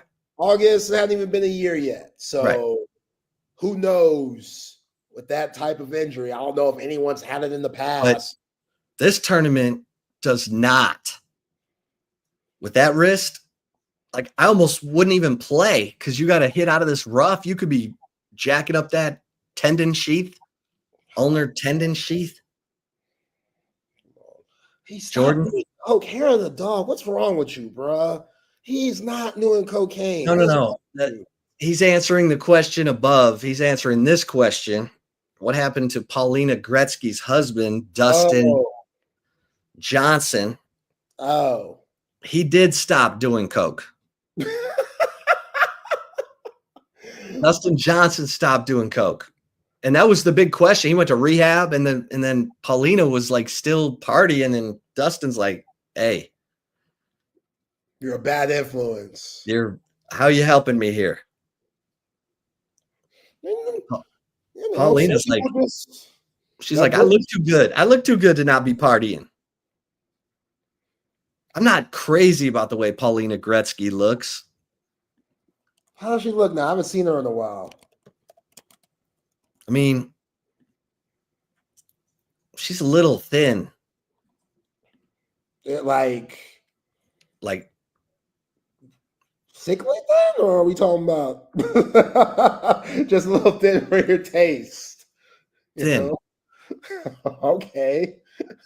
Like, I won't say it. Please don't. Sometimes people who partake in the party scene forget to eat. I get that. I'm not saying anything. I'm just pointing something out in general. Yeah. Yeah. What happened to Holly Saunders? She's dating Oscar De La Hoya. She used to be doing golf analysis. Remember her, Holly Saunders? Yeah. Now she's had so much surgery, I don't even recognize her. She was dating that bookie, Vegas Dave. First, she was dating Eric Casillas. They were like on the Golf Channel together. And then when everyone found out they were dating, they let her go. Then she just turned into like an Instagram model. Ain't nothing wrong with that. Nothing wrong with that. As long as she's happy, she's doing her thing. Yeah, see, who is it? And she got him to get surgery. What you mean? He's good. He looks like he's still getting that ring a little bit. I don't know, dude. I don't know about the suit. The suit's a little crazy, but Oscar looks like a boxing version of Mario Lopez, AC Slater. No, Mario Lopez is ageless. That dude still looks like Slater from Saved by the Bell. That dude got some good genes. He sure did, man. I didn't know if it was going to be him. He's the best looking one out of the group. He's aged well. That's the rumor that Cliff Kingsbury got in there. Really? Yeah. Yo, Cliff, I remember the run that Cliff had. That it's definitely calmed down, but when Cliff was hot with Texas Tech and people were comparing him to Ryan Gosling and stuff, Cliff was untouchable. Cliff Kingsbury, he was the bachelor of all of college football. Like everybody wanted a piece of Cliff. Now it ain't the same no more. When he went to the Cardinals, that kind of hurt him a little bit. But he redeemed himself a little bit, Jaden. Hey, he got paid, man. He got paid by the Cardinals. He got some good money. And now he's calling plays with Jaden Daniels. Looking good. Beat my Lions. Hurt me. Cliff hurt me. Yeah. Cliff's a unicorn. I mean, he's from Central Texas. He's a New Braunfels unicorn. That unicorn horn right through my Lions. Deflated them like a hot balloon. All right, let's get some mentions in here. We got to get to the commentary. Hey, AV consultations, you know what to do. When you're ready for the big screen of your dreams, just call 255-8678. Let Tom and his crew bring everything to you. You want that big screen? You want the surround sound? You want a full-blown media room? You want surveillance? Electronic Shades, new lighting. Tom McKay and Audiovisual Consultations been doing it in Austin for 30 years. Put big screens in 3 different houses for me. All you got to do is call 255-8678. And my guys who are snoring, we're getting a lot of feedback that people are going to the Sleep Cycle Center and getting great results. And that's what I'm talking about. Take it from me. I've got, first things first. For my guys who are snoring, you might have sleep apnea. So you're more than just annoying the person next to you. You could have a serious health issue, sleep apnea. The reason I'm so wholeheartedly endorsing Sleep Cycle Centers because Dr. Chad Denman has dedicated his life to treating sleep apnea because it killed his father at the age of 60. He's got the best technology. He's got the best treatment options, everything from oral appliances, which is what I have, mouth guard, holds my lower jaw open, get that oxygen, that deep sleep. But he's got every treatment option. And you go to sleepcyclecenters.com, tell them, set up an appointment, tell them, when they say, how'd you hear about us? You say Texas Sports Unfiltered. They're going to take $100 off your sleep study, basically giving it away so that you get treated correctly. So go to sleepcyclecenters.com, set up an appointment, tell them Texas Sports Unfiltered sent you, and you're going to get the answers you need. And more importantly, for the person who sleeps next to you, you're going to get the answers you need. McCall Custom Homes. Hey, if you want to redo a bathroom, kitchen, extended outdoor space, McCall Custom Homes got you covered. They're about the details. They're about getting it just the way you want it so that you tell all your friends who want to redo a bathroom or a kitchen to call McCall Custom Homes. That's how they've been doing it for 40 years in Austin. Go to McCallCustomHomesATX.com and get in touch with Mike McCall and bring him out, have him take a look. He's probably going to give you a better vision of the project and a better price. McCallCustomHomesATX.com. And cover 3. Hey, listen, NBA Finals. It's been the hangout. It is the hangout of Austin to hang out with your friends, to have a happy hour, to watch your favorite team, and to enjoy high-end food without the high-end prices. That's what Cover 3 is all about. On Anderson Lane, up in Round Rock, and Cover 2 at 183 in Lake Creek. Go get you a Sean Adams prime rib sandwich and then tell me how much you love the food. All right, Zay, let's get into it. The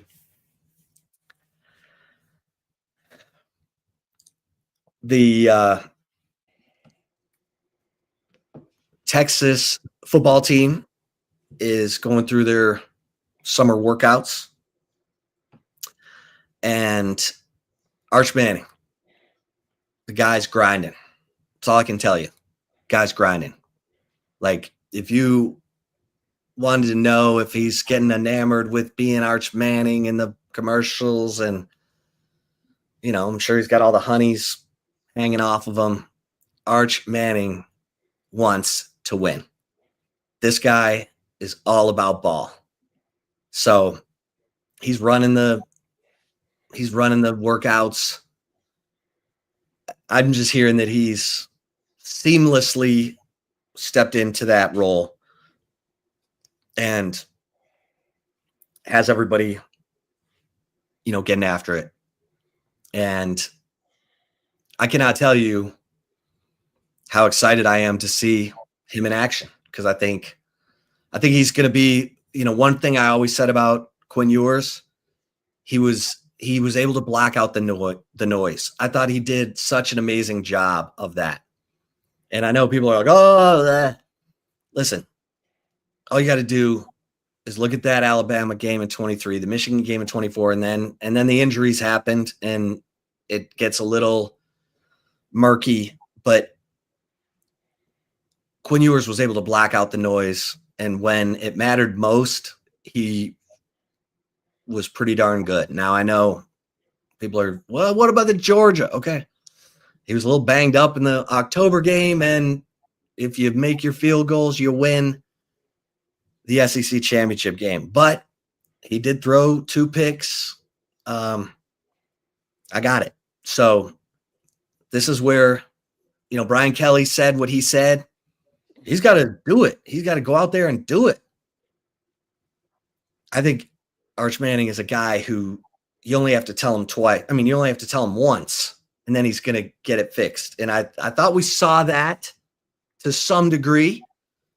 He had such an easy time against UTSA. He got a little greedy against ULM, threw a couple interceptions, and then against Mississippi State, clean. So I'm just saying, I like what I'm hearing. And, Brian Kelly's like, he's got to do it. Everybody's, who was it? Greg McElroy said, I'm not going to put Arch in my top 10, quarterback rankings because he hasn't played enough yet. Well, that didn't stop Joel Klatt, who's got him like number 2 behind Cade Klubnik, because you can see. And then you listen to Steve Sarkisian and talks about that deep ball, keeps talking about it, because there were a lot of deep balls getting connected, even with the inconsistent play at receiver in the spring and with no clear favorite tight end. I mean, Amari Winston took advantage of his opportunities, and I think he's going to be a really nice weapon in the 2 tight end set. Watch out for him and Jack Endries. Now, my man, Spencer Shannon's going to have to fight like hell. But he'll get run too. Spencer Shannon will be the blocking tight end in the 2 tight end set as well. And they'll probably give Amari Winston some run because his hands are so good. He's got oven mitts for hands, huge hands, like Ramont's Taylor hands. And he just, that ball just gets sucked into those mitts. And I'm telling you, it's crazy. I like what I'm hearing. So Brian Kelly, everybody else, I mean, Arch Manning against Julian Sayin, if that's who it is, I think Arch Manning will be able to go up to the horseshoe and block it out and deliver the goods. Ooh. All them balls get sucked in those mitts, huh? Don't do the sound.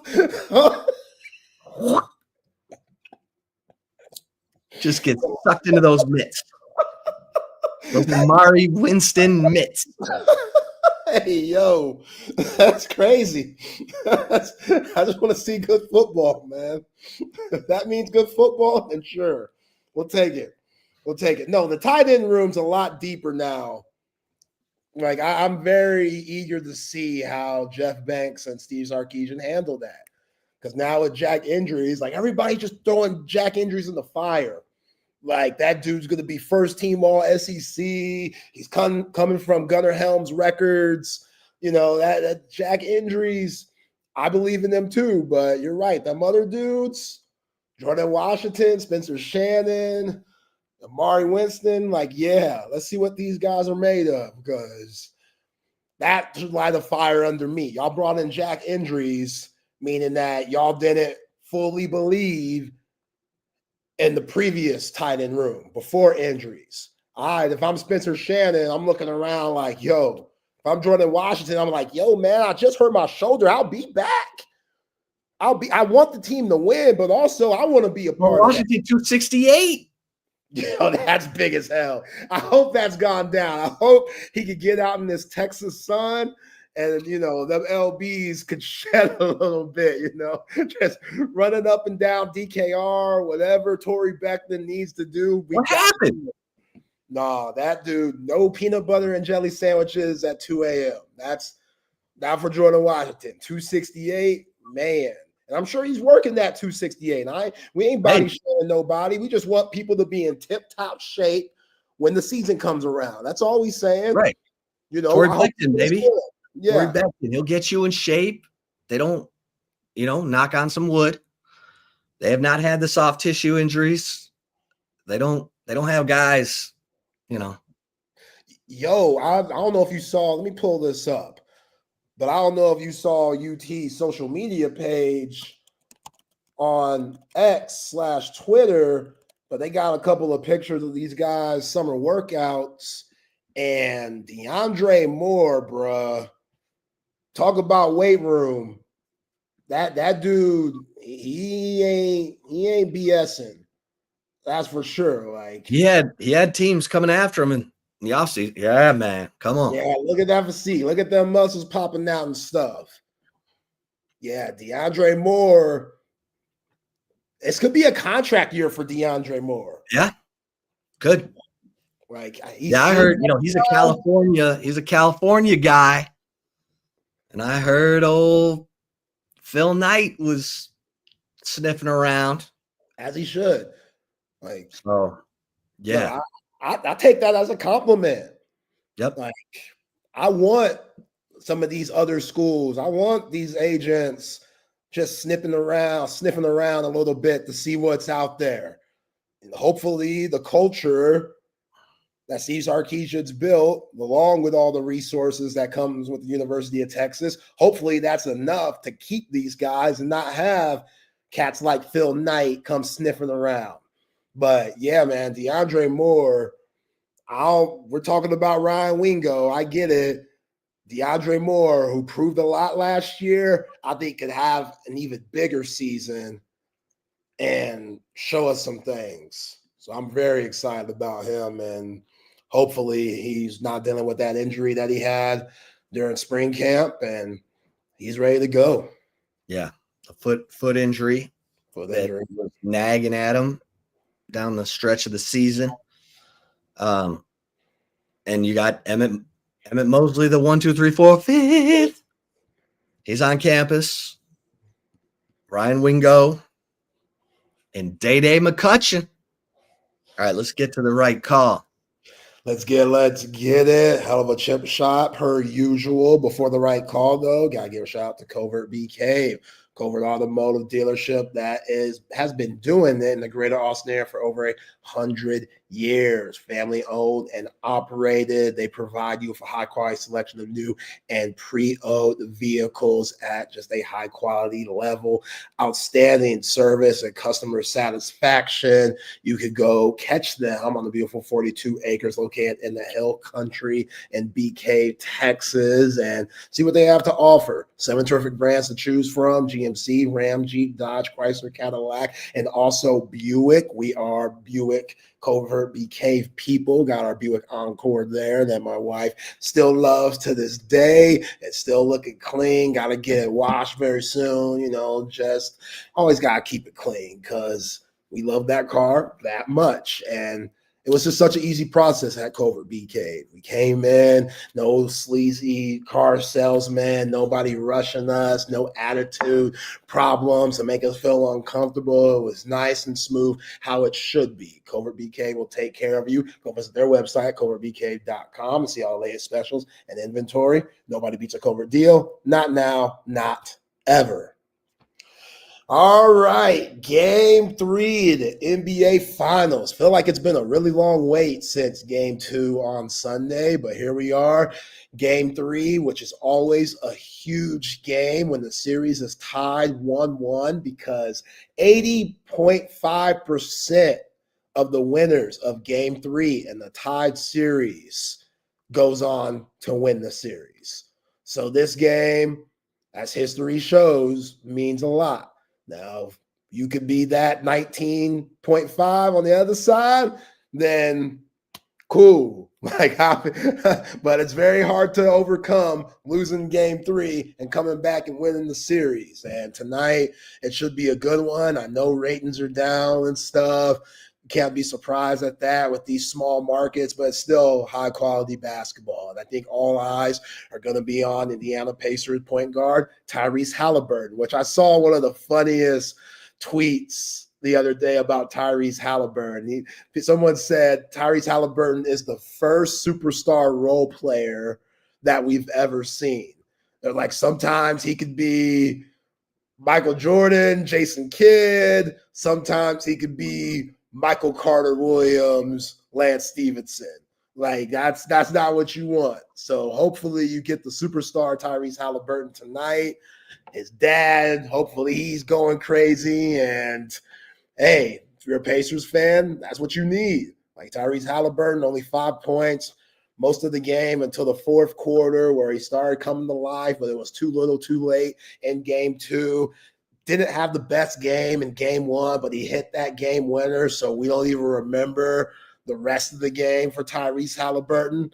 He's got to get going. Like I said on Monday, the starting lineup for Oklahoma City, substituting Cason Wallace in for Isaiah Hartenstein, that's made life difficult for Halliburton because now you got a guard like a Lou Dort or a Jalen Williams guarding Siakam. They try to get their mismatches on the switches, and then the offense tries to go through Siakam when it really should be going through Halliburton.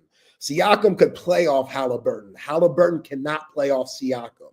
And Mark Dagnall's done a really good job of making that substitution to change kind of what Indiana wants to do offensively. Now, maybe you could take away from the fourth quarter of game 2 and do what you did there in game 3, where Halliburton was a lot more aggressive and got more opportunities scoring-wise, but it's still going to be tough to stop SGA. What is Jalen Williams going to bring to the table for the Thunder? Because that dude had 19 points in game 2, 5 for 14. Not great, but good enough. It was Caruso and Wiggins who came through. So who's going to be that tonight? Besides the main guys, besides Williams, besides Gilgeous-Alexander, besides Halliburton, besides Siakam, the other guys, is Miles Turner going to step up? Could this be the Miles Turner game? Could this be the Chet Holmgren game? Every championship team has had role players that stepped up and made big plays. Is Caruso going to continue to do what he does? It's going to be interesting to see that tonight and see what both of these coaching staffs do when it comes to adjustments. OKC favored by 5, as Hair of the Dog tells us. I like Indiana tonight. I see 5.5. 5.5. Okay. So I like Indiana tonight. I'm going to take the Pacers at home. That place going to be rocking. They love their basketball in the Hoosier State. Like, they've been waiting for this since 2000 when Reggie Miller was lighting it up. Mark Jackson, Rick Smits, Chris Mullin. 25 years ago is a long time. Your boy was 9 years old. That's a long time. Get hair on the beard and stuff. That's a long time. So I didn't know where you were going with that. Hair on the beard. Hair on the beard. But yeah, that crowd should be going crazy tonight. Maybe Caitlin Clark and Indiana Fever going to be in the stands. Who knows? But yeah, should be a good game 3. Excited to see what happens. All right, so my man Miles Turner is right at his average for the season against OKC. He averaged 15.6 points per game, and he's literally at 15.5. He scored 16 in game 2 and 15 in game 1. Shooting 50% from the field. He's shooting 30% from 3. He's only averaging 6.5 rebounds, 1.5 blocks. He had 6 turnovers in game 1. Damn. That's too many. For a big, 6 turnovers is crazy. So I need Miles to channel his Superman-ness, because you need your role players to come through. I mean, I know he's not playing a ton, but come on, Miles. How much do you want it? How bad do you want it? He's only playing 27.5 minutes per game because of all the stuff you just mentioned. Yeah. But yeah, if he could hit that 3, man, that'll change a lot, because a lot of Tyrese Halliburton's success depends on Miles Turner, because that 2-man game is just hard to guard. He stretches the floor out so much, it's hard to really focus on Halliburton when he's attacking the way he does. So if he's knocking down that 3, it's going to allow Halliburton to play well and really allow the Pacers to get in the groove. But yeah, I don't know. That 3 legs are tired this time of the year. You're playing this time of June. Hey, you got 2 days rest. Let's bring in the fellas, Open Gym, Patrick and Matt. What's up, guys? How you doing, boys? Reports are Kevin Durant and his team are looking for trades. Yeah, and that's not shocking. I mean, the reports are that Matt Ishbia doesn't want Kevin Durant on his team anymore. So where do you want to see him? I mean, no, I don't want to see him. And look, the Spurs are a good chance for him. He costs too much damn money. Like, I don't want a $50 million player who's going to play 35 games for the Spurs, to be quite honest. And that's what Kevin Durant is now. He's going to play 35 to 40 games.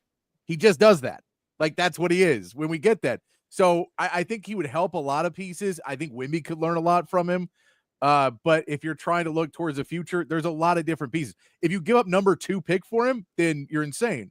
Now, if you give up maybe an Atlanta pick for him, but I mean, like, to make salaries match, you got to give up 3 players to go. You got to give up Vassell, Keldon Johnson, and maybe Sohan, or maybe you have to give up somebody else in that trade to make the salaries match. It's really hard because he makes so much money. Yeah. If you say it's 35 million and you salaries match easier, it's a way easier trade. But at like 55 million, that's a lot of money to take on for a guy who's going to play less than 42 games for you, most likely. Yeah. And then you hope for him to be good in the playoffs. Yeah. Risk it. All right, fella. I kind of want to. I just kind of want him to retire at this point. Honestly, I think he's washed. But he can't. He loves it. No, I think in Houston could be really fun for him because Houston has 90 players on that team. Like, Reed Shepherd didn't play for them last year, and Reed Shepherd can put up buckets. So, like, that team has a ton of assets and could lose a couple to get Kevin Durant and still have enough guys that if he misses games, it's not really a big deal because you have all those other guys, and what you really need is a scorer in the playoffs. So Houston, I think, makes a ton of sense because that's kind of the big piece you're missing in Houston is someone you can rely on in the playoffs to put up 20 to 30. And that right there is 100% Kevin Durant. Yeah. I give up Jalen Green and some other guys for KD. I give up Jalen Green for a sack of potatoes at some point. Dude just disappears. On that note, peace out, guys. Tomorrow. Have a good rest of your Wednesday. As we roll in to Open Gym here on Texas Sports Unfiltered. It is a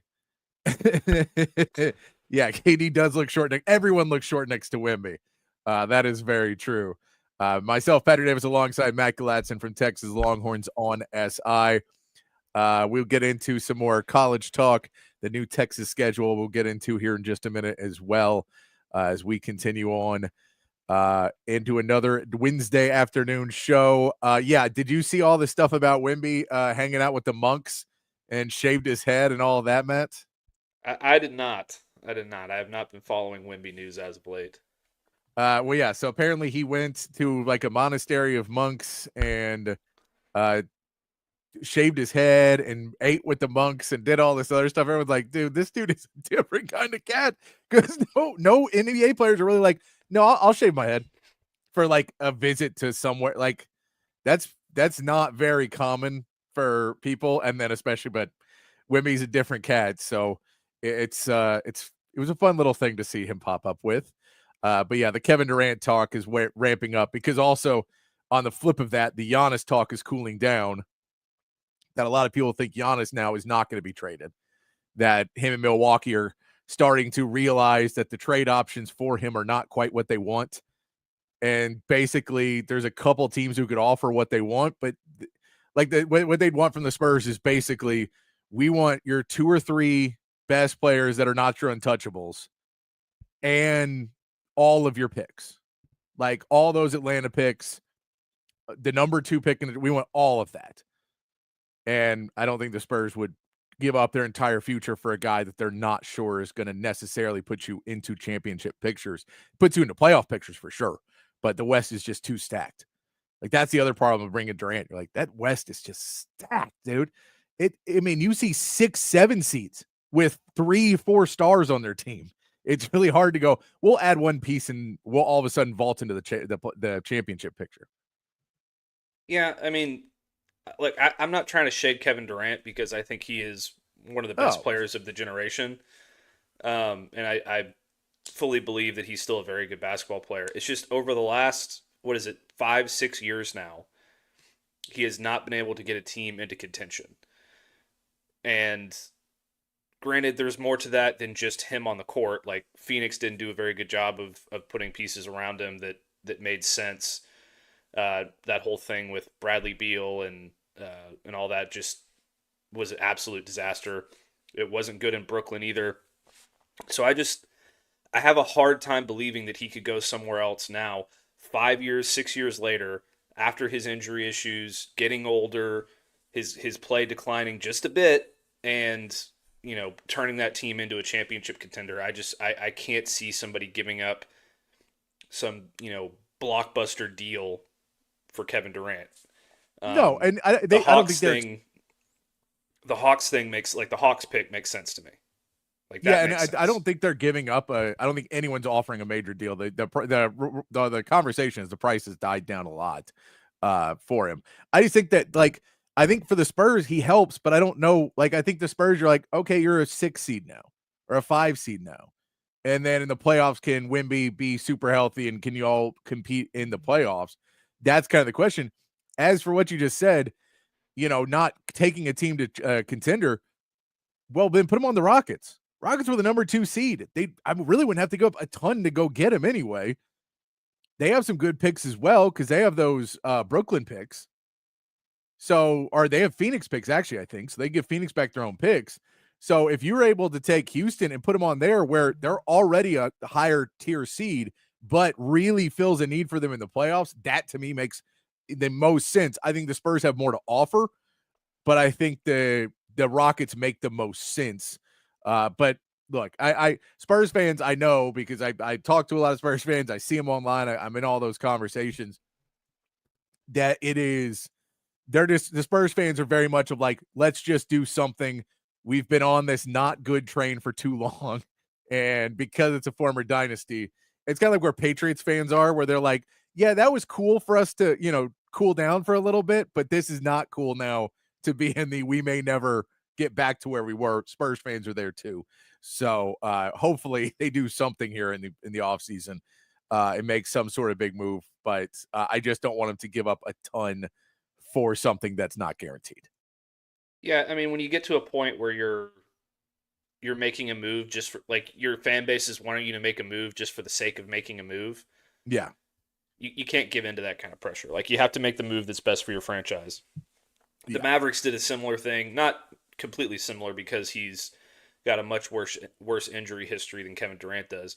But they went out and traded for Kristaps Porzingis, and just basically for the sake of making a move to put a good player next to Luka, and it was a disaster. So you want to make sure that the guy that you bring in is going to be healthy long-term, a good fit for your franchise, all those things, matching up. And I don't really see that for the Spurs, whereas the Rockets make a lot more sense to me. The reality of the Kevin Durant trade, the most harsh reality of it is we can pay him for a couple of years, and then when we have to pay Wemby and some other players, we can just basically ditch off this salary off our books because he'll retire. And it doesn't look like we're paying people less money and not like losing talent, even though we're going to lose this talent. So it's somewhat of a financial decision, which is another reason I don't necessarily love it. But that is what the NBA is with the aprons, and especially in small markets. But that's kind of one of the reasons that they look at the Durant trade too, is that's $50 million coming off the books in a year or two. And we can look at that and say, well, we're going to need that 50 because we're going to have to pay it to Wemby. We're going to have to pay it to, if we keep Sohan, we're going to have to pay it to Castle in a little bit. We're going to have to pay all these guys. So we're just not going to be able to keep another star of that caliber, which Giannis, we're going to have to keep paying too. So we're going to have to let go De'Aaron Fox or somebody else. So I think that conversation comes into it too. But yes, CB, that toe on the line, that has got to haunt Kevin Durant. I did see a thing where they were talking about SGA killing the Warriors dynasty as well.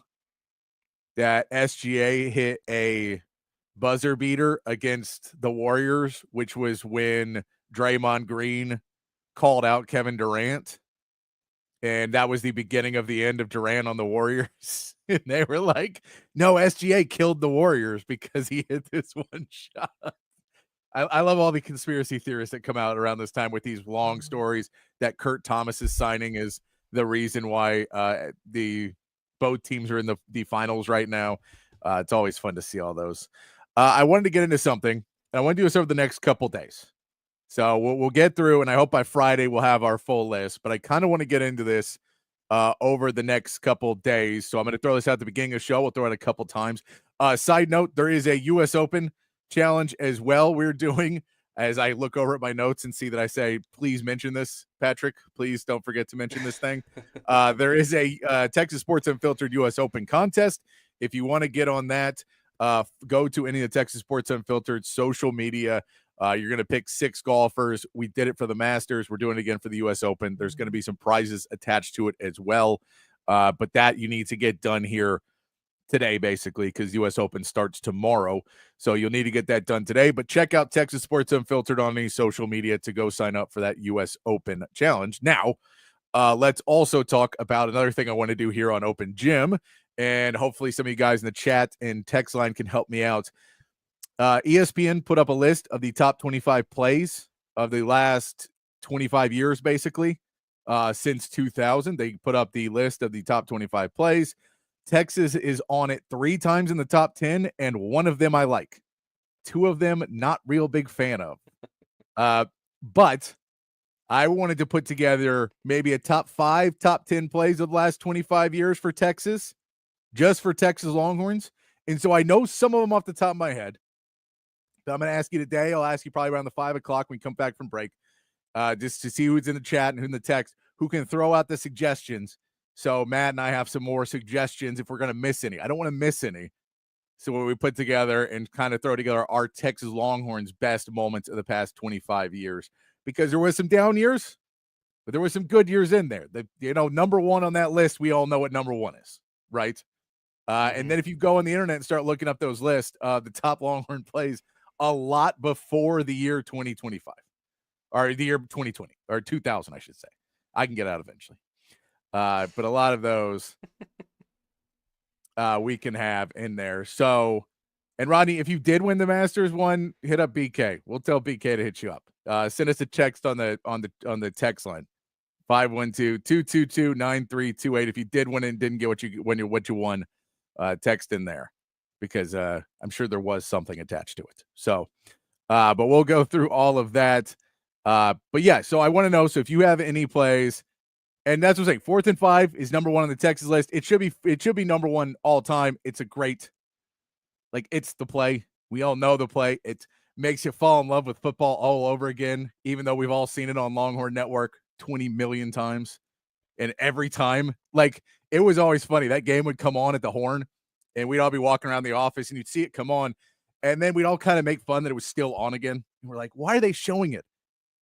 It's like, July. Why were they showing this game for some reason? And then you just notice as we all start clocking at what time it is. So we're walking out of our offices and walking out of the studio, kind of checking it a little bit more as it gets to the end of the game. And then there's a crowd around the TV that would come in. But yeah, we would always do that. So please throw into the chat if you have your top Texas plays past 4th and 5. Past Vince Young winning the national championship. I assume the last A&M game, I assume that's going to be on there before this year. I assume the field goal is going to be on there. But throw in some other plays, because I'm not the best historian of these things. My memory's not great. So I want you guys, if you have plays that you remember as the greatest plays in Longhorn history, throw those in the chat. Throw those on the text line, the coded text line 512-222-9328. And we'll hopefully have a list ready for Friday for some fun, as we always enjoy a Friday show. But Matt, we also saw today, is I know Matt's going to put together his list, and he'll probably be a better historian than I am. But we will get that together by Friday. But I also want to throw out that we saw this pop up earlier today, Matt. We saw the times for much of the Texas football schedule come out. Thank you, CB. I knew CB would have some of them on the top of his hands, because CB is the best honorary producer in Austin and Texas football radio history. So, but here is Texas' new time schedule that they put out today. They released this because the SEC released more times of when games will be happening. So now we have a bit better idea of how many games we'll be playing around the schedule. Of course, the first 2 weeks of the season are 11 a.m. games. We knew that for Ohio State because Ohio State kept complaining that we weren't willing to move to a Sunday, which it's BS still. That they every time you could tell if it was an Ohio State person or a Texas person. Texas person says Texas refused to change the date of the game, and Ohio State person says they refuse to change the time of the game. And you're like, I think date's more accurate. To date, that's a bigger change. Yeah. I'm tired of that whole narrative from Ohio State people. Like, it just get over it. What reason does Texas have to, like, legitimate reason and beneficial reason do they have to move to a night game on a Sunday? It doesn't make any sense to me. I mean, where should we start here, Patrick? Some of these times we knew already. I think we knew most of our non-conference. 3:15 versus UTEP. Sam Houston's at 2 p.m. or 7 p.m. Those are different games that you'll have there. But I think it was interesting to throw in a few flexes in there, and then the Kentucky game's a night game. I thought that was interesting. Yeah, I like the Kentucky game being at night. I'm always a fan of night games when I don't have to be in attendance. So all the road games that are night games, please sign me up. Florida game being a flex is a little bit of a concern. If that ends up being a night game, then a night game in Gainesville is going to be very, very difficult. Mississippi State, I assume that will be an afternoon game because Mississippi State's dog water. Same thing for Arkansas. Georgia as a flex game also scares the crap out of me if I'm a Texas fan, because you do not want to play in Athens at night in that kind of environment with those kinds of stakes with a first-year starting quarterback. I mean, it's going to be a tough game regardless of what time of day it is, but if that game's at night and those Georgia people are riled up, which they will be, that might change my prediction for the game if we get down to it. So they're putting Texas in a position with a lot of these flex games to be prime time, which I'm pretty excited about personally. Yeah, I do appreciate, because basically if you didn't see, and it's in the small print at the bottom, which I know is harder to read, flex means not a morning game. That's all flex means, is it's not a morning game. So it could be 2:30, it could be the 2:30, 3:30 window, or it could be the 5 to 7 window. So it still could be a 7 o'clock game, could be a 5 o'clock game, it could be a 2:30 game. So it basically could be anywhere past the morning window, but it won't be an 11 a.m. game. Is basically what the flexes all say. No 11 a.m. game. So it tells you there's 3 11 a.m. games on this schedule, and that's it for Texas, which is surprising. I mean, it's not surprising anymore. It's nice. It's nice in the sense that for years you couldn't get away from the 11 a.m. game. And even when Texas was like trying to come up and they'd be okay, you'd get your schedule and you were like, okay, we're probably still a lot of 11 a.m.s. Part of that is the SEC. That SEC gets more prime billing than Big 12 did. And Big 12 got stuck in the morning games a lot, so they just didn't have as many availabilities for night, so they couldn't put it out there. But for Texas now, that Florida game, you'd rather be in that 2:30 spot. I think other than that, Georgia, you prefer to be in 2:30, but you almost know that's a 7 o'clock game. I prefer that to be a 7 o'clock game, because if that's not a 7 o'clock game, either us or Georgia lost like 2 or 3 already. You know what I mean? Yeah. So for the reality of it, I prefer that to be 7, because that means at least I know we're still in the hunt. If one of us is out, then maybe that drops to a 2:30 game. I don't think it'll be Georgia. I don't think it'll be us. So I'm pretty sure that fun falls into 7. Arkansas doesn't really matter. You just got to finish off business for Arkansas on that one. So I don't know. But Georgia and Florida are probably the two ones that you'd prefer to be 2:30.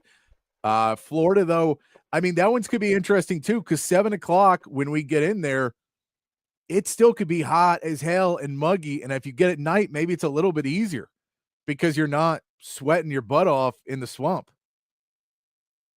Well, I think their conditioning is going to be fine by that point, so it won't make too much of a difference. I'd be more concerned about the environment. I think that Texas is going to, looks like Texas is going to end up having probably 5 night games next year. And let's see, 1, 2, 3. We know we have 3. 3 of those are going to be on the road. So as long as those, like, so there's two ways you can look at this. As a fan, you want as many night games as possible, right? Yeah. It gives you longer to tailgate. You're out there longer at the game, get to go to the bar after, have a great time, do whatever. That's fun. From a journalist perspective, the less night home games, the better, because I have to drive all the way down to Austin on Friday, have a Saturday night kickoff, be at DKR until midnight, get home about 1 a.m., work until about 3 a.m., and then I'm on the road Sunday morning, head back to Houston at about 10 a.m. So those are some long ones for me. So Sam Houston State, A&M, I'm looking at you. A&M, I might stay an extra day because it's Thanksgiving weekend, so that might not be too bad. But overall, man, I expect Texas to be in prime time a lot for these games. Florida, Georgia, A&M, Kentucky, all those are going to be primetime games, so those should be a lot of fun. I love the Texas A&M game being at night, obviously. I think that's going to be an incredible environment. Like, everybody's going to be stoked for that game regardless, but the fact that it's a night game, listen, Aggies, I hate to be the bearer of bad news, but you're going to be in for a tough one there. That's going to be the toughest environment they have faced in a very long time.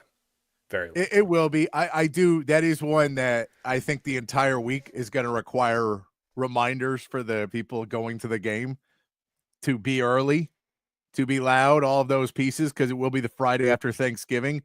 There is always a piece of, leftovers and napping that happens that weekend, and maybe you don't get as riled up. And so you're rolling in there like, oh, we'll get in, and you're not necessarily setting the mood as much. It depends now, too, what A&M does for a lot of these games. Because if you say, if we walk into that Florida game and Florida's already dropped 2, it's not quite the same game. There isn't that same, now it's a football game, and there isn't quite DJ Lagway could be the Heisman finalist, and this Florida team's trying to upset Arch in his, second SEC game, but first is a real starter. And I think that A&M game is, if they're just playing a spoiler, then it doesn't necessarily, fans I don't think will necessarily be as lunatic as they will be if A&M can also get something, has something on it. So I'm hoping that A&M's somewhat in the conversation, so that you can make that game all that it needs to be of fans going nuts. Because we know, as much as this rivalry is great, and as much as this rivalry is always going to be electric, there's times in it where Big Brother gets a little bored of it. And I think after last year, we saw I think everyone's pumped up to have it back in Texas, but I've been to some of these games, and walking to the stadium was not like a fervor. It was like, oh, yeah, Thanksgiving was good. How's the family? It was much more of that. So I think you have to get that fervor back for that game for it to really be everything at 6:30. Well, I'm the publisher of Texas Longhorns on SI. I'm also the publisher of Texas A&M Aggies on SI. Yeah. I cover both teams. So in an ideal situation for Matt Galatzan, both of these teams are 11-0 going into Austin on a Friday not 11-0. night. Boo that. I don't want that. And then I get all the traffic in the world on my site. But the odds of that happening are pretty slim for both teams. So, I do expect A&M to be in a competitive state at that point. I think that they're a bit underrated this season. I think that they're going to surprise a lot of people. So I think that game's going to be, by the time we get to that game, you'll see it carrying a lot more weight than some people expect. Then again, they could just, the Aggies could just Aggie and be, start the season 7-0 and walk into that game, 7-4. So we'll see how it goes. I expect them to hold up their end of the bargain though, and be pretty not maybe not top 10, but a top 15 team heading into Austin that night. So it should make for a pretty good environment. Yeah, I think it's gonna be fun watching all of these games. As a fan, I don't necessarily love Texas playing big games at 11 a.m. I don't mind small games at 11 a.m. Big games at 11, I like to have I like the build up to it a little bit more. as a fan. As somebody who works it, every game should be at 11. But if I'm not working the game, especially, then you're like, okay, let's have some more fun with it. Bill, add a little bit more anticipation, add the tailgates to it, add everything to make this, a little bit more intense, and all, you're texting with everybody and you're calling people and you're having the conversations and you get together with friends and you've already, you're planning out when you're eating so that you don't have a plate of food in your hands when the game starts. All of that stuff helps more if it's a 2:30 or a 7:00 game. So I just prefer those not to be 11 as a fan. But yeah, when I worked them, every game at 11, Matt, every game at 11. Yeah, I mean, if the Texas schedule makers came to me and said, Matt, we want you to pick the time for all 12 games on our schedule, I'd say every game at 11 a.m. Every single one, no question about it. It's at least you'd also say all home games, all at 11. No, man, I'd say all road games. No. I love covering the games at DKR. It's like I grew up going to Texas games, and I like from my earliest memories, my dad was taking me to Texas games when I was a kid, and I loved going. And it's a very surreal thing for me every time I walked into DKR for a job now. But at the same time, just for my stress and my travel expenses and all of that stuff, granted, I would, I in that situation, I would probably have to travel to a lot of away games just to be present and do my job. But 11 a.m. games, man, those are really the sweet music that every journalist wants to hear, and TV guy and radio guy, everybody out there. Get us in, get us out, so we can enjoy the rest of our evening, watch some nighttime games, and go about the rest of our day. Yeah, also doing post-game shows for 2:30 also is pretty annoying because then you're missing the 7:00 games and you had to wait working them, I'm with you. 11 a.m., get it out of the way. But yeah, as a fan, there's something, because I've done them as both, and more recently I haven't been working them as much.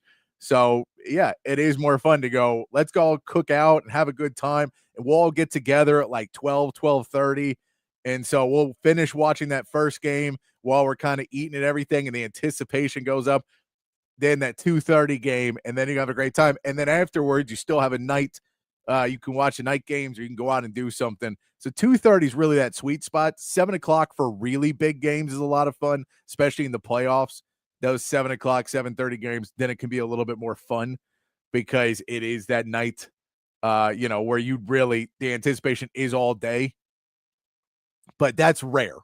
You don't want all of those. 6:30 for Texas A&M. If both teams are in it, then 6:30 is great for that one.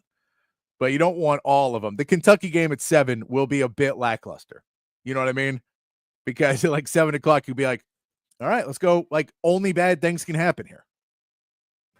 Yeah, I mean, 7:00, only bad things can happen games are not as fun. Yeah, crazy things can happen in night games. I feel like Kentucky's not the toughest place to play in the world, but if there's going to be a tough game to play in Lexington, Kentucky in 2025, it's probably going to be when they play the Texas Longhorns. I'll tell you that. So, I don't know, man. The way that this schedule sets up overall in terms of, we already know the opponents, but in terms of the schedule times and the potential schedule times, I think it's going to work out very, very nicely for Texas for the most part. That Georgia game looms large. Nighttime in Athens. Yeah. That's going to be I think brutal. we expected it after this year being nighttime in Austin, and it didn't go well for us. So, take that on the road and do it again to them. I know, as much as we can say it's not always great, Texas has every receipt in the world to go give back to Georgia in a nighttime game in Athens. They're more used to it, but hell, go give them hell. Yeah. I mean, look, if you're really going to get the Georgia monkey off your back, there's no better way to do it than at night in the toughest environment you could possibly do it, the same way that Georgia did it to you last year in Austin. So yes. I totally agree with you there.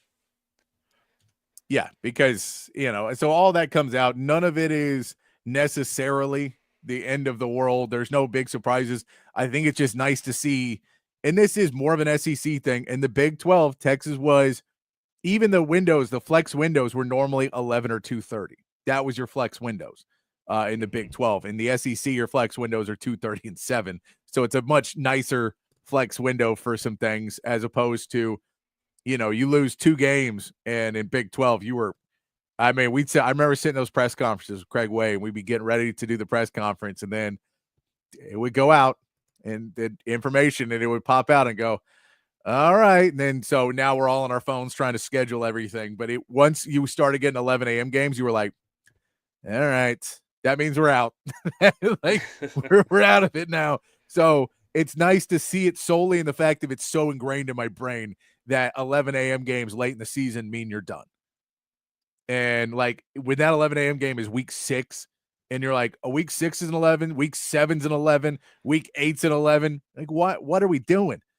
And we had too many of those seasons. So I'm excited for the fact that we're not going to just have 11 a.m. games where Texas football is done. And you can, I don't like when Texas football is a type of thing that you can be done and then go do chores afterwards. I don't want Texas. You want to be in the good games. You want to make sure your life is completely surrounded and devoted to this thing. You don't want to get out of it early. Just whole days, weekends ruined by Texas football. That's what we want to go with. Let's go look at this real quick, Matt. I saw a thing ESPN put out their college football future power rankings through 2026. So it's not a super future, which is really hard to do in college football, but they're basically saying these teams are the best set up to go the next couple of years. So it's an interesting little poll that they've been trying to do. Interestingly enough, who's ranked number 68 on this one, Matt? The Stanford Cardinal. Stanford really taking a huge hit in this new world of sports. They've got Andrew Luck now trying to turn it around, but that is a program that really feels like once the Pac-12 dissolved and everything started to go downhill, the organization was like, all right, we're good enough in other sports. Like, I'm not super concerned about football. We're not going to try and hamstring our academics and other sports to make football great. I'm just not worried about it the same way. And because of that, they so far have been abysmal and not projected to do much better. Yeah, I mean, it's hard to imagine them, figuring out a way out of this.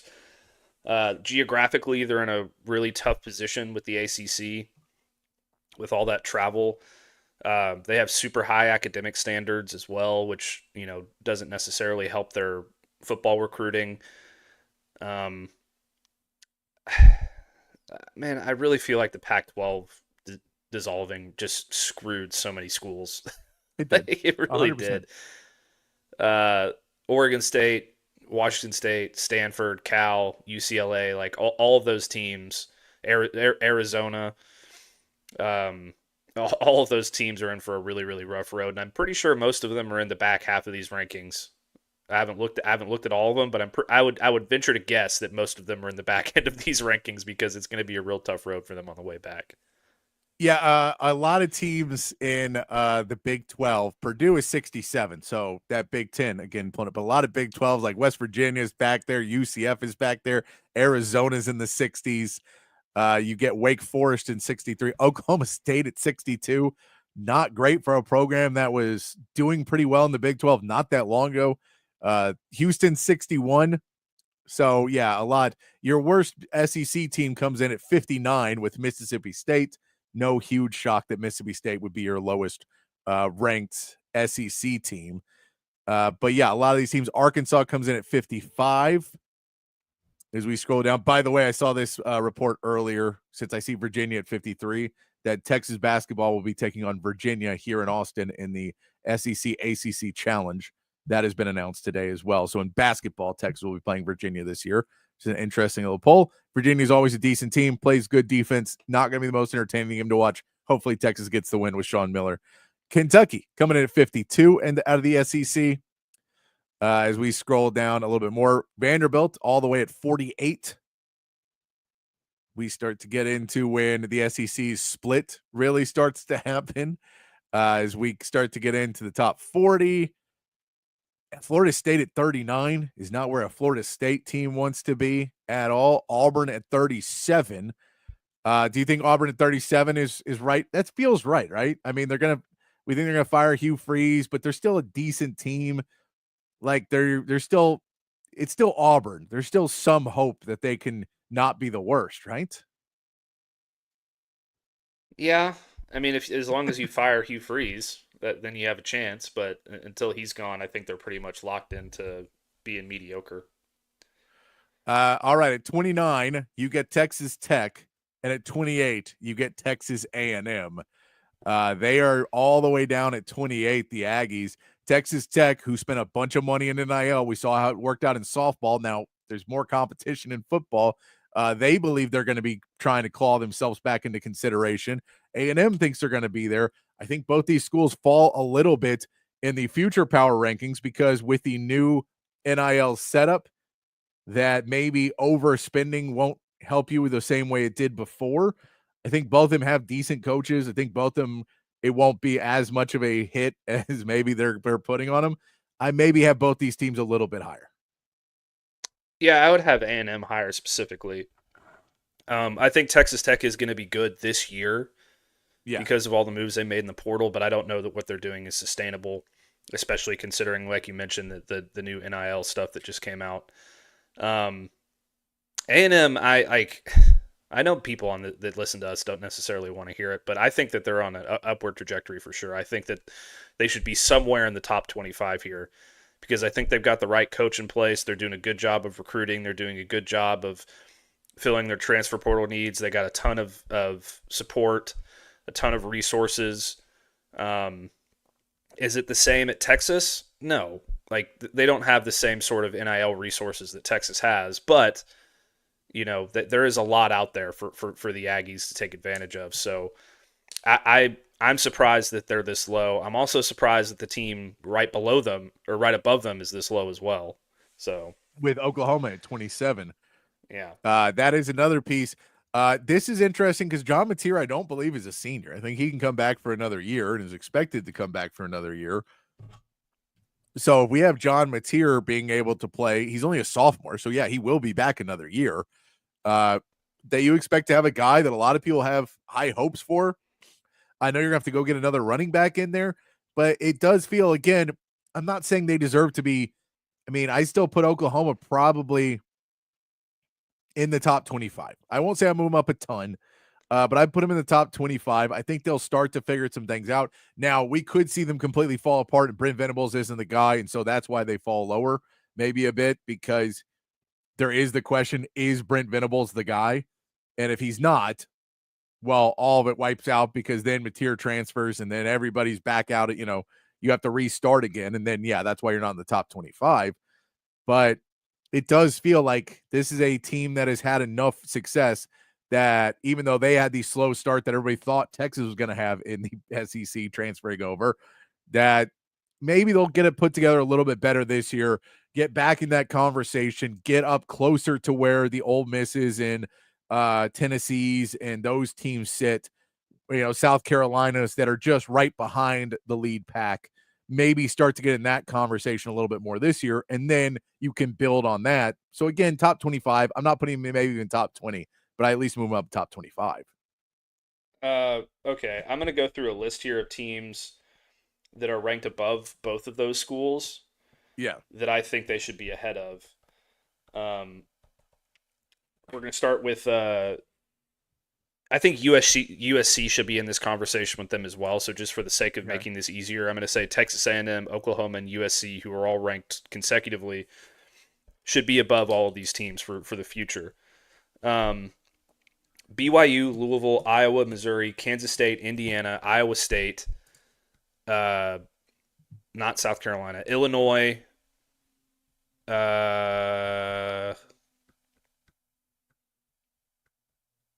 Yeah. So I mean, that's Missouri blows my mind. Above Missouri is crazy. That's six. That's 6 teams ahead of them that I think they should be ahead of. Because you could say other conferences, maybe you're saying, well, because they're not going to win in their conference and they're lower level, but to have someone in your own conference that is better, I think Oklahoma and A&M are both better than Missouri. Mm-hmm. Like Missouri was supposed to be that last year was Missouri's year, and it wasn't. So how do we think they're still getting better when it wasn't their year last year and it was supposed to be? Yeah, I mean, they're set up better for the future than pretty much all of these teams, in my opinion. Uh, Iowa State and Iowa being above, like Iowa State, maybe you can make an argument, but Iowa being above Texas A&M and Oklahoma, Missouri, Indiana, like what is the reasoning behind this? Um, I get that there's a lot of different factors that they're putting into it. Returning quarterback, likelihood of a multi-year quarterback, offensive defensive line output, roster management, star power, coaching staff. Oklahoma and A&M, in my opinion, rank above all of these teams in all of those categories, except maybe like returning quarterback potentially, like for Oklahoma for A&M because like depending on how you look at Marcel Reed, and Oklahoma technically doesn't have a returning quarterback, so I don't know, man. Like, because I'll go, future rankings. Like, I could look at an Arizona State and say they move up the list solely in the fact that they may be able to build something that can own the Big 12. And none of those SEC teams are necessarily going to own the SEC. But Arizona State could own the Big, just because it's a worse conference, right? Mm-hmm. So maybe they move up a list because of their ability to do really well in a conference that struggles. So if we're going to say, well, Arizona State's going to win, 9-10 games every single year, at least because they can win their conference, and they're going to win their conference every year, they may get ranked a little bit higher on the future rankings. But yeah, it just seems like a pretty long distance to go that Arizona State's 12 and A&M and Oklahoma and USC are so far behind. I know they have some stuff for next year, but I just don't feel in 2 years. You're like, if they do well this year, then next year everyone's gone. Because why would you not get out on top? And if they don't do well, then it's over. Like, I don't know how you keep everybody at Arizona State. Yeah, I mean, I feel like Oklahoma and A&M both have a better chance of owning their conference than Illinois has in owning the Big Ten. Yeah. Indiana has a chance of owning the Big Ten. Kansas State owning the Big 12. Missouri owning the SEC. Like that one sticks out to me specifically. Iowa. Like none of these teams that are listed above them have a better chance of owning their conference in that terminology than Oklahoma and A&M do. So I don't know. These rankings seem very inconsistent to me. They do. Number 11, since we go into it, is Miami. Going in the top 10, you get Alabama. This is a huge make or break year for Alabama as well, and Kalen DeBoer, because they're still in the Alabama Nick Saban treatment of Alabama. Because people still like Kalen DeBoer. He's won everywhere he's been. So you have to believe that they have the power. They have a system set up that works. Saban is still involved with that program, helping recruit, helping, put together the things they need. So all those pieces make you believe that there's reason to believe this team will continue to be competitive, but they could easily slide into that next tier of teams. And they're kind of in the middle right now between the Georgia, Texas tier of the SEC and that Tennessee, Florida, Ole Miss, that tier, A&M tier of the SEC. That's right behind that are teams that, you go, well, they're going to be, if a 16-team playoff they can make, but they're not making a 12-team. You know what I mean? Like those, they're going to have a really big year and maybe step up. And I think that's the question of this year. Which tier are they in? Are they going to win the big games? Are they going to handle their business in the small games like years past? Or is it a 2-3 loss team every year now? And you're still good, but the SEC's just caught up to you now. And there's too many other teams that are recruiting as well as you and coaching as well as you that you don't have that elite edge anymore. So it's a huge year for Alabama because they're 10 right now, which tells you the mighty have fallen pretty far because they've fallen from, if you did this list 2-3 years ago, they're number 1. And Georgia's number 2, and or vice versa. Like you could flip those very easily. But yeah, now you put them at 10, and so this is big because everyone's like, we think Kalen DeBoer is going to figure it out, but yeah, and I like honestly, I think it's just as big of a year for Tennessee because Josh Heupel's been there for a minute. Yeah, they're always thought of as a team who's just on the cusp of competing for a national title. Now you lose Nico Iamaleava. You're bringing in a new quarterback. Things are kind of in limbo over there, is like people don't know what to expect now.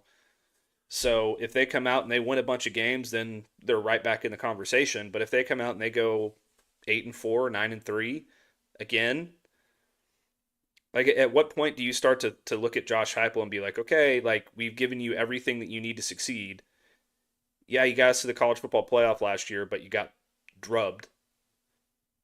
And then you have this whole offseason mess with Nico, and now things are not necessarily looking on the up and up as much as we'd like them to. Like, at what point do you start looking at Josh Heupel and say, is that seat start to get warm?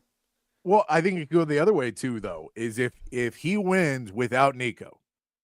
Yeah. That if they put in the next guy and he starts winning, it becomes, oh, this team is Heupel's team. It will contend no matter what. And if they get the right guy in there, they have a chance for a national championship. But he can make the ship run with different level talents at those top positions. So if he gets the right guy, then who knows what'll happen. And I think so. I'm with you that if Nico was a big piece of it last year and he really needs 5-star quarterbacks to make this machine be able to roll, then there does become questions, and it makes it harder to get wide receivers, because wide receivers are like, well, I need to know who's going to be playing quarterback there. Versus if Heupel can win without Nico, I think all of a sudden you go, well, it's ways to recruit everybody else on offense now, because I can walk in there and go, I had some jerk walk in and ask for $4 million, a $4 million raise, and I still went out and won more games. I still went out there and did it. Our offense is going to work, and I need you to be a part of it to take it to that next level, versus the conversation of like, this don't work without you. And so maybe you could, elevate the team a little bit more that way. I assume they're going to be, again, a somewhat flawed team that will still, I don't know if they're going to be able to overall have the talent to get over the hump of the Georgias, Texas, and, maybe drop a game or two still there. But I think it's huge for if they're able to succeed at the quarterback position with a quarterback leaving, it changes the Josh Heupel conversation into a much more positive one. And you're right. If it doesn't, then it was NIL's paying for your victories, not you. And maybe we should look somewhere else. So it's a huge year for Josh Heupel.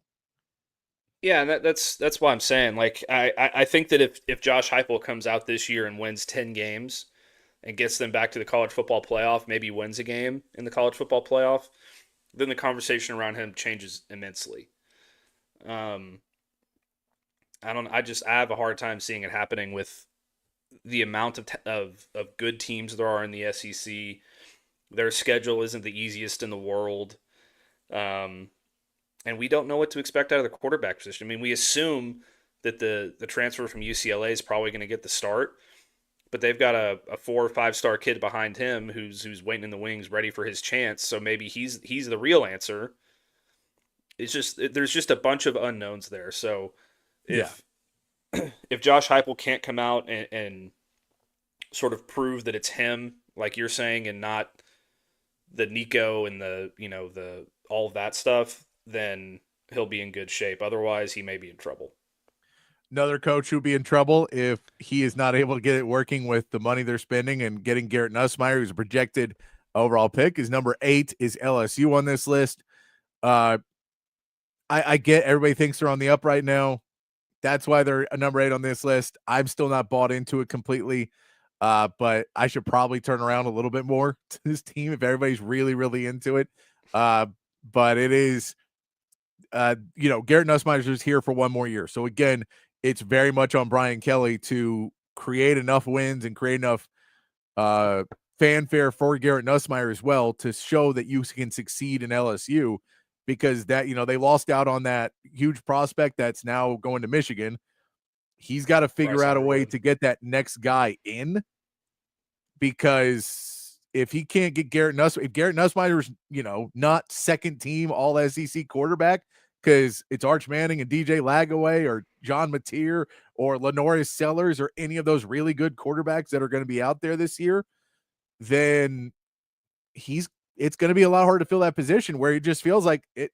This guy was throwing 45 passes a game, the center of your team, and you couldn't get him on the all. Like, how am I supposed to get recognized to be a top guy if you're not going to let me be that? If y'all's offense doesn't work like that and you don't have a defense, get me win games, what the hell am I supposed to do? So I think for him for this future team to be number 8, a lot of it hinges on not just their wins, but getting Garrett Nussmeier a little bit more of that spotlight. Yeah, I mean, I think this all hangs on Brian Kelly at the end of the day. In terms of talent, just top to bottom on the roster, LSU's a top 5 team in the SEC. Probably a top 5-6 team in the country in terms of talent. Brian Kelly has never been able to make this all work for them. He drops all these inexplicable games, these season openers against USC, getting run out of the building by Marcel Reed in the second half against Texas A&M, who he threw 2 passes in the second half of that game and led them on a 21-point comeback. Like those kinds of things keep happening to LSU every single year. So unless Brian Kelly can get over that hump and win the games that he's supposed to win and not drop a game to A&M in Death Valley or this season, I don't even know who they play in the season opener this year. I can't remember, but they play somebody, and I expect them to lose that game because Brian Kelly has never won a season opener with LSU, as far as I know. So, I mean, I don't know. Like, Clemson. Yeah, they're going to get drubbed by Clemson. If we're talking about the future power rankings, I don't know how that you can have a team in the top 10 who has a coach who could potentially be gone by the end of the year. I mean, you look at all these other teams in the top 10. Kalen DeBoer is going to come back. Everybody else has come back. Josh Heupel's going to be back. Dabo Sweeney obviously going to be back. James Franklin, Marcus Freeman, Dan Lanning, Kirby Smart, Ryan Day, Steve Sarkisian. All these guys are locked in for the future. The only one on that list, other than Brian Kelly, that you could potentially say maybe is probably Josh Heupel. Maybe he's James not even Franklin. Next year. Like, those guys will still get another year. Yeah, those guys at least have another year. If they don't start to turn the corner and like play for national championships within the next like 2 or 3 years, then you have a conversation. But Brian Kelly could get fired by November. Like, that's the kind of situation that he's in. If you come out, let me look up LSU's schedule real quick. Yeah, they go the first game's Clemson, which should tell you nothing. Then Louisiana Tech, then Florida, Southeast Louisiana, Ole Miss, South Carolina, Vanderbilt, A&M, Alabama, Arkansas, Western Kentucky, Oklahoma. Okay, so if you start the season 1-2, you're in let's say you start the season 2-2, your wins are against Louisiana Tech and Southeastern Louisiana. Then you come out and you lose to Ole Miss and South Carolina, and you're 2-4 going into a road Vanderbilt game. And then after that, let's say you win that game, you're 3-4, then you drop A&M and Alabama. How are you going to keep your job? Yeah. I don't expect them to lose all those games. I'm just saying there's a scenario in which they lose all of those games, and then Brian Kelly's a lame duck coach in the last couple of weeks, and they fire him at the end of November. Yeah. Well, I mean, I think too, it's going to be, where's your recruiting class? And are we losing recruits? Are we losing commits because you're losing games? And who's our quarterback next year? And all of that is going to be a big question for Brian Kelly because, LSU doesn't want to sit with a lame duck for another season and no recruits and then fall completely out of the SEC picture that they've kind of thought they fought themselves back into to being a more elite team. Number 7 on this list, Clemson, I feel is a really good spot for them because both you and I are pretty high on this year, but I think next year is more of a rebuilding year. Dabo Sweeney is not a portal guy. So, this is not a quick rebuild team. They'll have other players ready to go after them, but I think, we've seen how this Clemson team has started to build up, and now they have a lot of guys projected to go to the NFL next season. It feels like Clemson maybe will drop back down, and not out of the top 10 even, but not be the title contenders again next year. And then, so 2026, maybe a little bit more of, we got to get our younger guys in, new quarterback, those types of pieces. So I think 7's a pretty good spot because you're not shooting the moon. You're saying this year you could be a top 3 team, but next year you're probably going to drop a little bit more. Yeah, I mean, I expect them to play for the national championship next year, and as a result of that, they're going to be set up pretty good for a while. But I think it's going to be a long time. Like, let's say they play for a national title this year. I think it's going to be a while before you get back to 2015 through 2019 Clemson, when they played for 4 national titles in 5 years. It's just the way that they choose to run their program and the way they choose to do business. I expect year by year, Dabo Swinney will dip a little bit more and a little bit more and a little bit more into the portal and kind of eventually give in to the way that things are going these days. But, as far as their future is secure, I believe. Dabo Swinney's going to be there for as long as he wants to be there. He's always going to have a competitive team. And especially with them being in the ACC, they're always going to be competing for a conference title no matter what. And at least in my opinion. No, I'm with you. And that's really the key too. You're in the ACC. Number 6 is Penn State. I'd probably rank them a little bit lower. I think that they'll be a good team this year. I think they're not going to be a great team next year. I think so. We say in 2025, going to be up there, top 5 team. After that, probably drop back down to top 15 in that area. So I might drop them a little bit lower. Once Drew Aller's gone, this is a Penn State team that has hovered around that 15 for a long time now.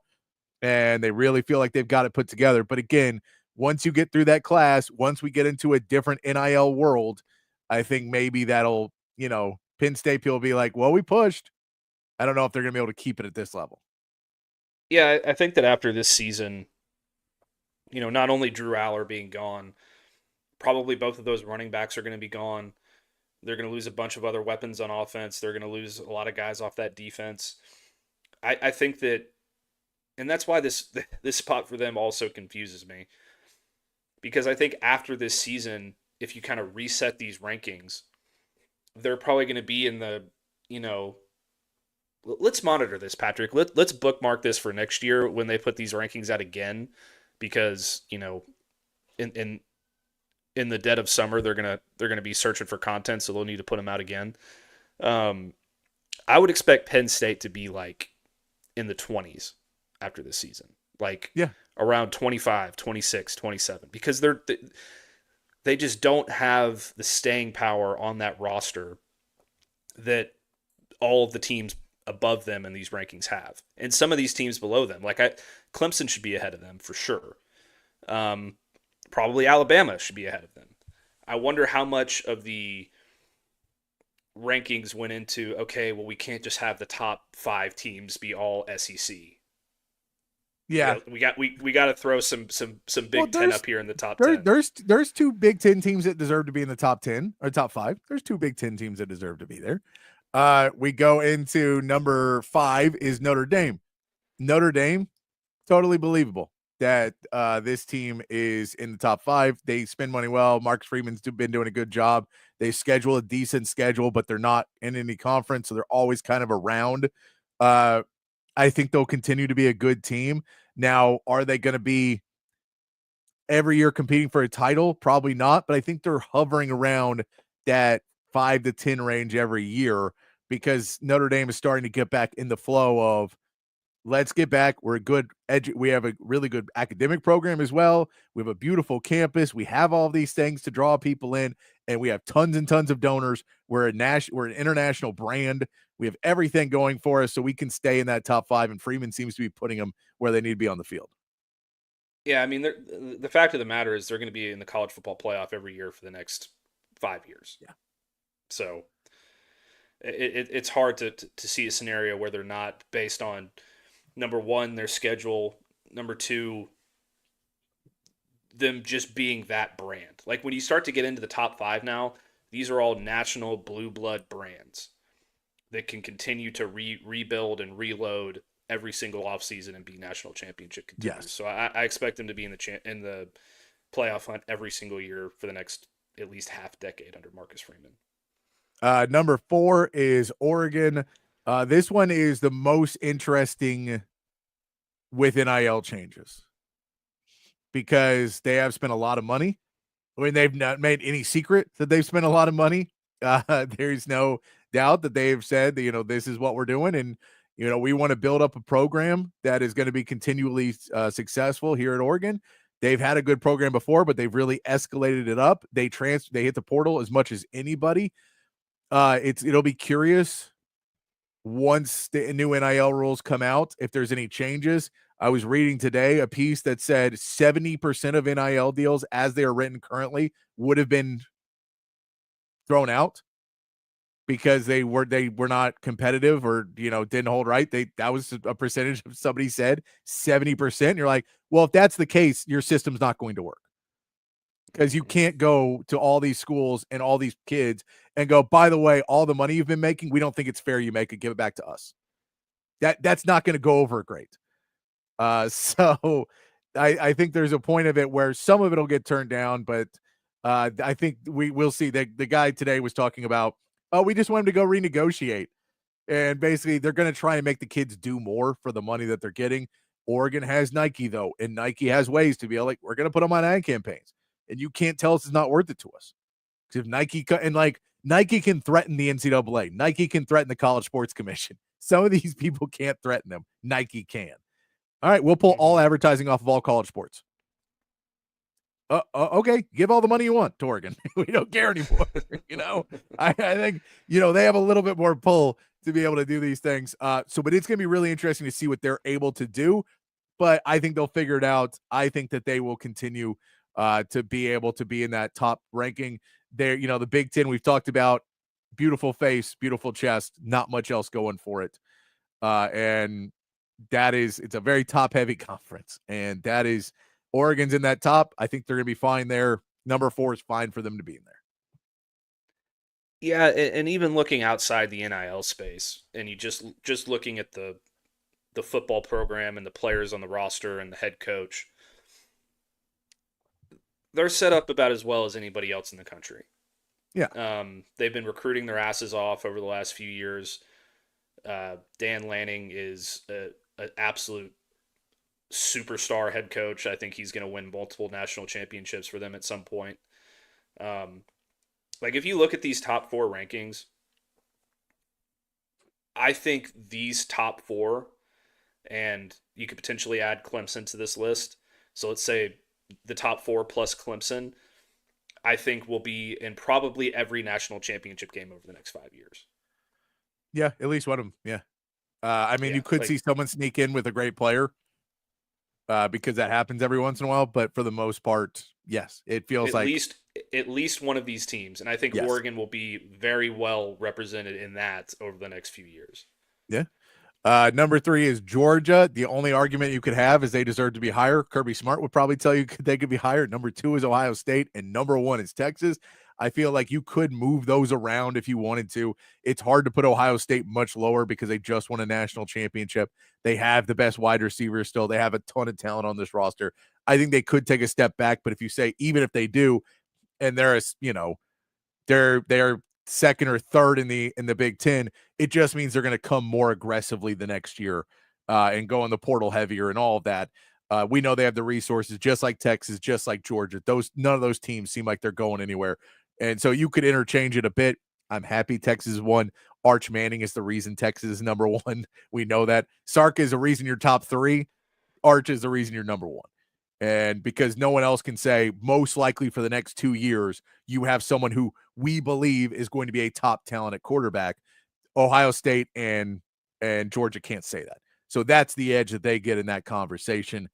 And the rest of it, recruiting-wise, NIL-wise, coach-wise, everything seems, close enough. Mm-hmm.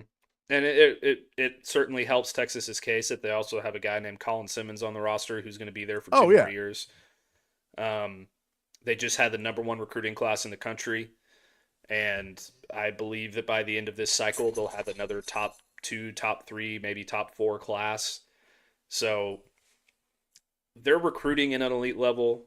Their NIL is run as well as any other program in the country. You got one of the top 3 head coaches in college football. You got the most marketable quarterback arguably the most marketable quarterback in college football since Johnny Manziel. He is, even there's not a more marketable player in American sports outside of the NFL almost than Arch Manning at this point. No, I'm trying to think of who else would be up that list. Like maybe Trevor Lawrence when he was doing well, he was getting a ton of pub. But it was never this hype. I agree. I'm just trying to think of anyone else that would be close to where you go in the NIL era. That guy would have done great. Yeah. I mean, like at quarterback, I can't really think of one. No. Maybe. Yeah, I can't really think of one. The only other player who comes to mind is like Reggie Bush. Yeah. Like somebody like that. So the fact in having Arch Manning on the roster, you've already seen the impact of it, of how it affects your recruiting. Every wide receiver in the country wants to play with Arch Manning. Every single one of them. That's why they got 2 5-stars and a 4-star just in this last class alone. That's why a lot of these guys come in the transfer portal too, because they know that this is the LSU thing too that we were talking about a minute ago with the quarterbacks. It's like if you don't know, Tennessee, I mean, if you don't know who's throwing you the football, it's really hard to say as a number 1, number 2 wide receiver, yeah, I want to go play there. Because if Casey Thompson is, no disrespect to Casey Thompson, but if Casey Thompson's throwing you a football, or Tyrone Swoops, or Shane Buechele or Case McCoy, or like you just go back in the list of Texas quarterbacks not named Quinn Ewers and Sam Ehlinger, then it's like, okay, no wonder we didn't get this treasure trove of wide receivers every year. So that impact on recruiting that Arch Manning has in and of itself is a major factor for them being number 1. Yeah. And then you take all the other stuff into account, and it's a no-brainer to me. No, yeah. We also, I don't know how many wide receivers were flocking to play for Greg Davis, but we'll just taking a shot at Greg Davis for no reason. But I think, the list, it is a little shady at points. I get that whatever their algorithm is or how they're figuring it, I felt like maybe they had to stick some people into places that I wouldn't necessarily have put them in.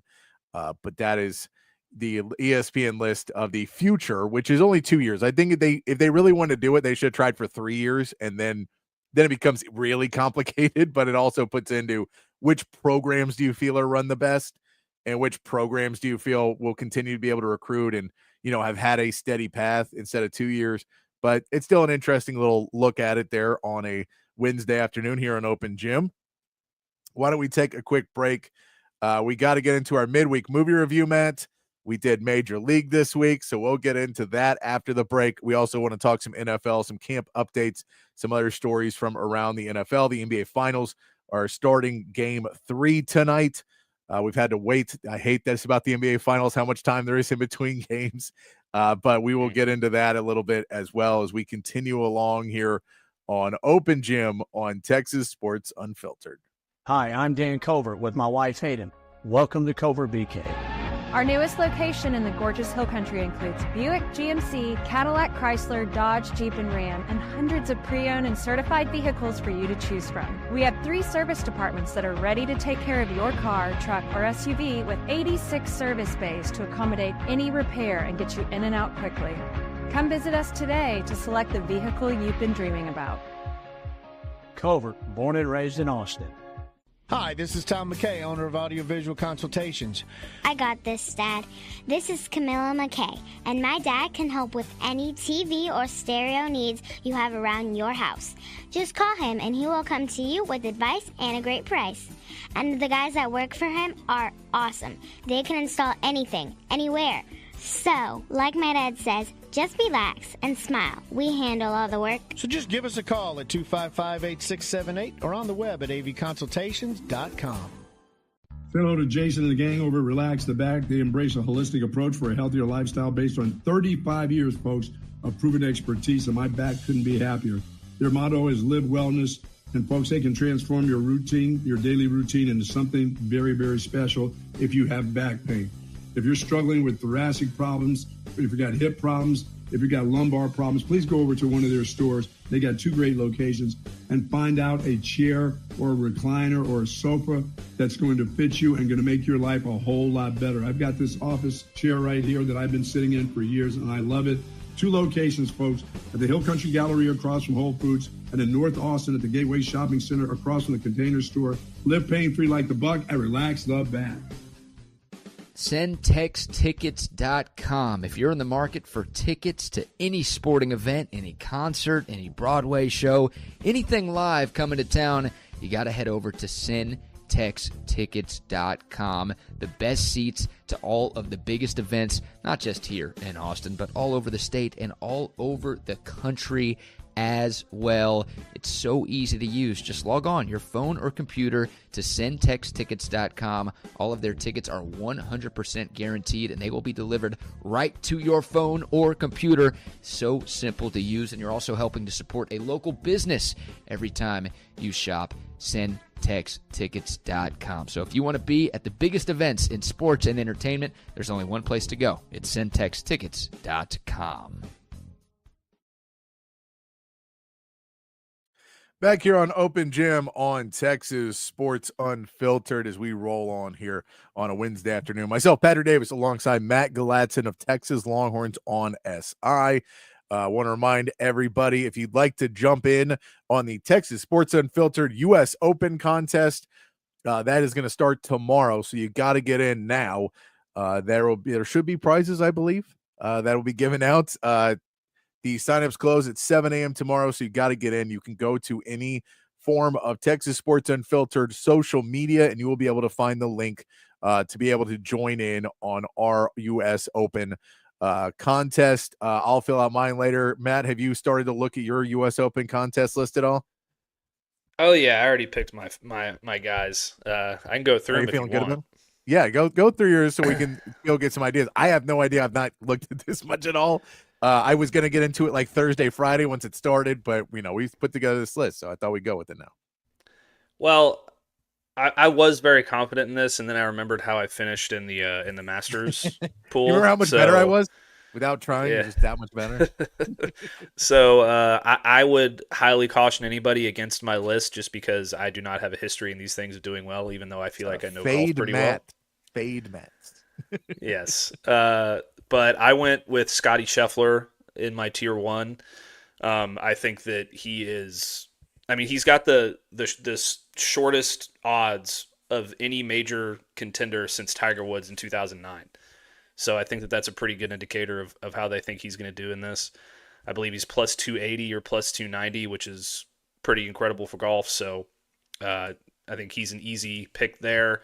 Then I went with Jason Day in tier 2, Cameron Smith tier 3, Phil Mickelson, Brooks Koepka, and Keegan Bradley. The only reason I picked Phil Mickelson, even though he's old, he's washed, he's not the same golfer he used to be, all these different things, is that this has a chance of being his last U.S. Open. And okay. I think he's going to want to go out on a high note. I don't necessarily see that happening, but just, for the vibes, for the story, for the pageantry, I would like to see Phil Mickelson go out there, even though I'm not a big fan. So we'll see how it goes. But Keegan Bradley's another one I think everybody should keep their eye on. But nobody copy my list because I'm trash at these things. Yeah, and it has Phil Mickelson on it, so copy the. Let's get into our midweek movie review here on Open Gym. Every week we pick movies, sports movies to watch. As Matt is trying to class me up since I do not watch movies at all. So we watch one a week and we switch off which one picks it. And Matt usually picks pieces of film that are highly respected and thought of highly. And I pick pieces of media that I think are funny. That is the normal trend. We have not broken from that trend today as I picked the movie, and it is the classic Major League. This came out in 1989. Of course, starring Charlie Sheen, Tom Berenger, Corbin Burnson, Rene Russo's in this. The great Bob Uecker is in this as well. This is one of probably my highest rated movies as well. If you look over Rotten Tomatoes, it's got an 83% tomato meter, an 84% popcorn meter. So it is a decent movie there If you're in the 80s, I feel like you're okay there. But a classic movie from back in the day. I was curious to see how it held up, several years later. Matt, what did you think about Major League? This is definitely the best movie you've picked so far. So good on you. I really enjoyed this, as I usually do. Major League is one of my favorite sports comedy movies. Definitely my favorite baseball movie, I think. Just the comedic timing in this movie is perfect. Charlie Sheen is hilarious as Ricky Vaughn. Tom Berenger does his thing as the wash catcher. I love him. Corbin Berenson is Roger Dorn, just the ultimate D-bag. Like I loved his character in that movie. The manager, James Gammon, was great. Wesley Snipes was hilarious. My favorite character though was Dennis Haysbert as Pedro Serrano, the voodoo Cuban guy. I absolutely loved him. Bob Uecker was great as well, but I just absolutely love Serrano. I thought he was fantastic. All the weird little things that he does with like the chickens and all the voodoo magic I thought was great. There's so many like iconic parts of this movie that I love too. Like the Wild Thing theme for Charlie Sheen's character is fantastic. When they're picking the puzzle pieces off the thing for the winds to get the naked lady on the poster. I absolutely love that. Really everything about this. And then like it is a hilarious movie. And then you get to the climax of the movie and you have Tom Berenger, running his ass off to the base, and it's like super iconic and dramatic and all that stuff. Really everything in this movie I think is fantastic. I had a real hard time finding stuff that I honestly didn't like about this movie, which for the first time of any movie that you've picked, Patrick, I think that I can say. I enjoyed it from start to finish. I laughed my ass off through the whole thing. I really can't find much wrong with this movie other than like, I wish they could have done more. I wanted Major League 2 to be as good as this one and the other Major League spinoffs that they did. Like I can't even call some of them sequels because they're just not the same. But no. This one, absolutely perfect. I'm glad they didn't change a thing. And if they ever remake this movie, I will be furious. There's no need. There's no need to remake this movie. It is. I appreciate the fact too. We talk about a lot of times in these movies, they close it off and they try to make it like not have the happy ending. And this one, they just go, screw it, happy ending. Tom Berenger gets the girl. Rene Russo shows up and says, I don't have the ring on. And he gets the girl. They win the game. They also do a really good place to leave it open-ended enough. They won the pennant. They don't talk about the playoffs. It's not winning the World Series. They won their division. And that's what the entire story was about, was winning the division. So they could end it there and then say, well, maybe we can tell the story again in another movie, which they do. But it leaves it open-ended with still being a happy ending. So when this movie comes out, you can't say they didn't win it all. But it's funny to go from how bad the conditions, get and how bad it is in spring training and all that stuff. That's always funny. I was enjoying noticing things I had not noticed before in the game or in the movie. Like Rene Russo's license plate, when he's following her license plate just says read because she's a librarian, which I'm like is such a dumb joke, but it's so great because you're like, that's the amount of times they show that he can't read or can't see anything, that he's like basically blind, that Charlie Sheen's blind in most of it. Like the amount of times they show that is really funny. Like when they're at the nice French restaurant and they show him and he's kind of looking at the menu and then he flips it over because he has it upside down. So they're just little pieces like that where they're foreshadowing it in just a dumb, fun way. When you know what's happening, I was like, oh, I never really caught that they did those types of things. So it was all, I enjoyed rewatching it and, remembering the parts that I didn't remember, a lot of the little small jokes, the great line by the fans, which was, oh, it's too high. on the home run ball, which is such a great line to put into a movie. And they're like, too high. What does that mean? He's like, the trajectory of it was too high to go out. You're like, oh, I have friends who would say stuff like that.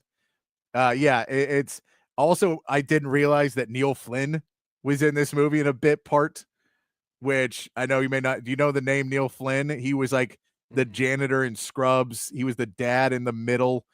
He's done a ton of parts. He's Janitor. in the I movie. love Janitor. Yeah, so he's the guy who's like the construction worker. Yeah. Who is cussing every time, who's like, they're effing good or they're effing terrible. That's him in the movie. And you're just like, what's a weird bit part from back in 1989 from this guy who became much more famous later on. But the casting of it is great. Kerwin Burnson does a really great job as the despicable, overpaid guy comes in, and then, the ribbing the players and all that stuff. It was a lot of fun to go back and watch. And I was really curious how it would hold up, because a lot of these movies that were done before, like, there wasn't that many off-color jokes that didn't age well. There wasn't. I mean, the thing is probably the most off-color, it's not the Indians anymore. They changed the team name. Other than that, everything seemed pretty on par with it. There wasn't really too much that seemed crazy off of it. I saw a thing the other day about Bob Uecker improv'd a lot of his lines. Mm-hmm. That apparently just a bit outside was just him just having fun up in the booth when they were talking about it. So there's a lot of stuff. They're like, yeah, he has a lot of quotes that are like in the baseball lexicon now, because he was just having fun up in the booth trying to make it work. Yeah, no, and that's for comedy movies specifically. I think if you can go from 1989 to 2005 and all of your jokes still hit the exact same, and there's nothing that's like aged or, considered off color these days or whatever the case may be, that's the sign of a truly great classic comedy movie that's still, almost 30 years later makes you laugh your ass off. And it all hits. Almost every single joke in this movie that I can think of hits. Bob Uecker, I'm changing my pick, actually. I said that Serrano was my favorite character. Bob Uecker was my favorite character. Just everything that he did in that movie was absolutely fantastic. So great pick, Patrick. I'm very proud of you for this one. Yes, it's a good one. It's it's overall just a classic baseball movie. And I beating the Yankees. And then I also really enjoyed looking at how people view baseball villains differently. And like the top guys in baseball, every bad big guy was just a super stocky white guy with a mustache. That was every this guy's the best player on this team. That was all of them were like the same guy. And you're like, yeah, it was 1989. That's kind of what it was. Or like those were the hated players that nobody that would just kill you every time. You're like, okay, kind of it works. But yeah, in today's game, you'd be like, now it would be like Ohtani. So they'd just be like, now it would just be the Asian guy coming up to the plate. And you're like, oh man, I can't get him out. Yeah. Yeah, no, I mean that it's not the exact same time period. It came out before all that happened, obviously, but every time I saw one of those guys, I was like, Mark McGwire. Yeah. Mark McGwire. Like every guy on that team is Mark McGwire. Yes, they're all Mark McGwire, but it was still, you're like, I think even the actors are on steroids that are doing this. Clearly. Yeah, they definitely were. All right, man. We're wrapping up Major League, which was a fun one. So what depressing 40-hour-long movie that they lose at the end are you going to be picking this week? I'm going to give you kind of like I did last time. I'm going to give you a choice. Okay. We're going to pick between 4 sports because there's 4 movies that I want to watch. Okay. One of them is a basketball movie, and I have a family connection to it, so that's why the only reason it's on my list. I don't think it's very high on Rotten Tomatoes. All right. One of them's a football movie. One of them's a boxing movie. Okay. It's not a Creed movie or a Rocky movie. And one of them is a racing movie. And the football boxing and racing movies are all above 90% on Rotten Tomatoes. So they're all garbage. Let's go football. We'll go football. Okay, we're going to watch Remember the Titans. Okay, that's a good one. That's a good movie. Yeah, we're going to watch Remember the Titans. Denzel Washington, Ryan Gosling is a teenager. A lot of good stuff in that movie. Yeah, there you go. Which apparently he hated that nickname. Oh, I'm sure he did. So yeah, we'll go with Remember the Titans. Classic football movie. I'm interested to see how this one holds up because it's been a long time since I've seen it. Good soundtrack on that movie too. Excellent soundtrack on that movie. You got Norman Greenbaum. Just a real superstar name, Norman Greenbaum. Spirit in the Sky, amazing. It's a amazing great song. I feel like that guy probably would have been more successful if he changed his name. I feel like Norman Greenbaum is probably not getting like, hey, did you hear that new one from Norman Greenbaum? I don't know if it catches the ear. You got to come up with a cool nickname like Slash. Exactly. Yeah, you got to be saying something like that. All right, Remember the Titans. I can deal with that one. I don't know. The runtime is probably 9 hours, but I have seen them. I have seen it before. It has been a very long time since I have seen it. Remember the Titans, 114 minutes, so under 2 hours. Exactly at 2 hours, I think. The 114's under, right? Because 120 is 2 hours. Google's just saying 2 hours for me. So okay, on Wikipedia we get 114. So I think we're just under 2. So I'll deal with that. We're under 2. Under 2 is okay. Over 2 is where I start to lose it a little bit, and that's the one when I start to hit pause, and I'm like, there's still so much left. That was still in Miracle where I'm like, okay, so we're at the big game now. We're good, and you click it on. You're like, oh my god, there's still so much time left. I'm looking up the other runtimes for these movies because these are going to be the next movies that I pick regardless. Okay. The basketball movie is 1 hour and 58. Okay. The racing movie is... Wait, where is... Hold on. Matt's Google skills are not what they used to be. The racing movie is 2 hours and 32 minutes. So, apologies in advance for that one.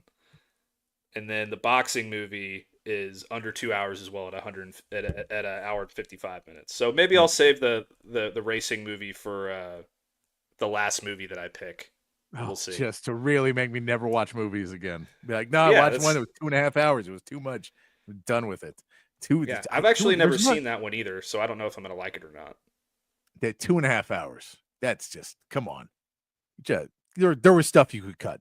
100% there was stuff you could cut in that movie. I don't even know what movie it is. I can tell you could cut stuff. They would have hired me. I could have got that thing down to a solid 52 minutes. Might as well just make it a documentary at that point. Yeah. We should make it a 30 for 30 minutes with commercials. That will put us in. That's what I want to get. Matt, let's talk a little NFL as we continue on here on Open Gym on a Wednesday afternoon. I wanted to get into a few cut camp updates I've seen around today as the mandatory mini camps are happening. We told you who was out, who was in.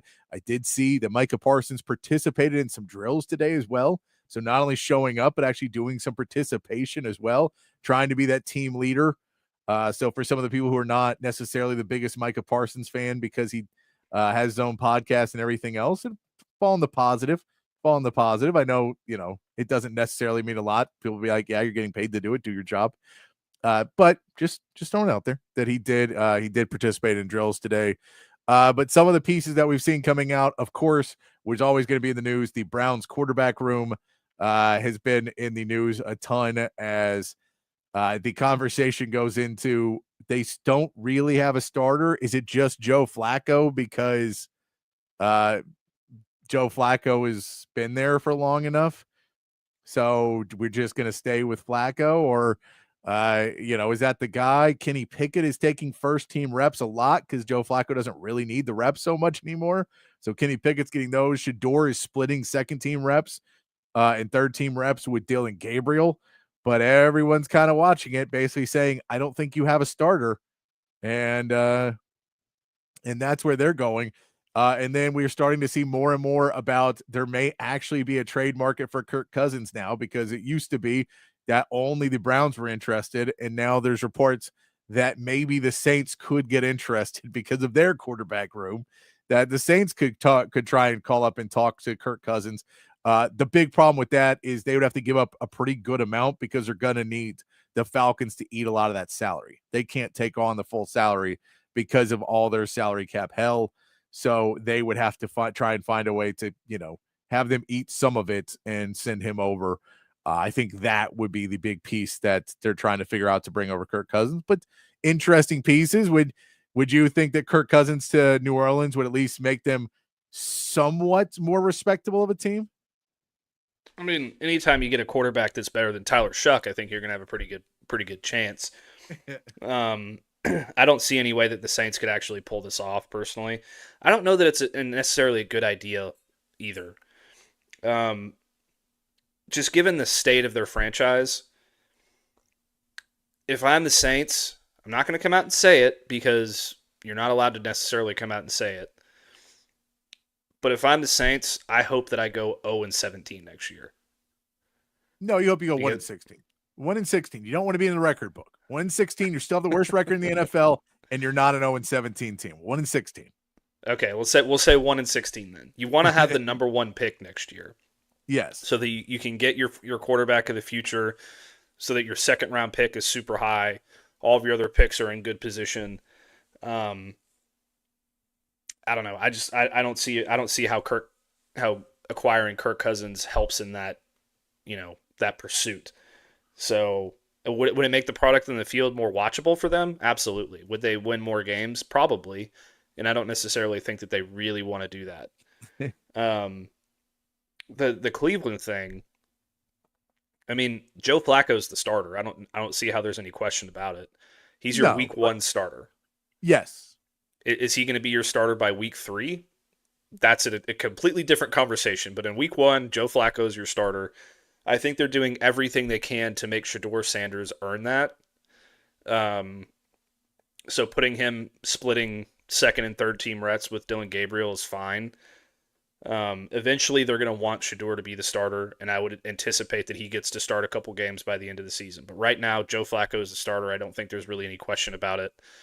And the media in Cleveland, I'm not calling out anybody specifically because I don't know any Cleveland reporters, or I haven't really seen any specific reports that I'm referencing here. But they're just trying to make, they're trying to make lemonade out of piss, basically, right? Like, you don't have a good quarterback situation. You want Shedeur Sanders' name to be at the front of your headlines for SEO purposes, yes, and for ESPN and for all that stuff. So you're gonna say that he's gonna be in the conversation, and you're gonna throw up questions about the quarterbacks and all that stuff going into the season, because you want your media footprint to be higher and drive conversation about your team. But if Joe Flacco is not the starter in week 1, I will be shocked. And oh yeah, I think Flacco is definitely the week 1 starter. I think everyone just realizes that's not a long-term plan. And so I think the big question is, really, is Kenny Pickett good enough to keep the number 2 job? And if he's not, can we get Shedeur to the number 2 spot? Because then we can all have fun as media.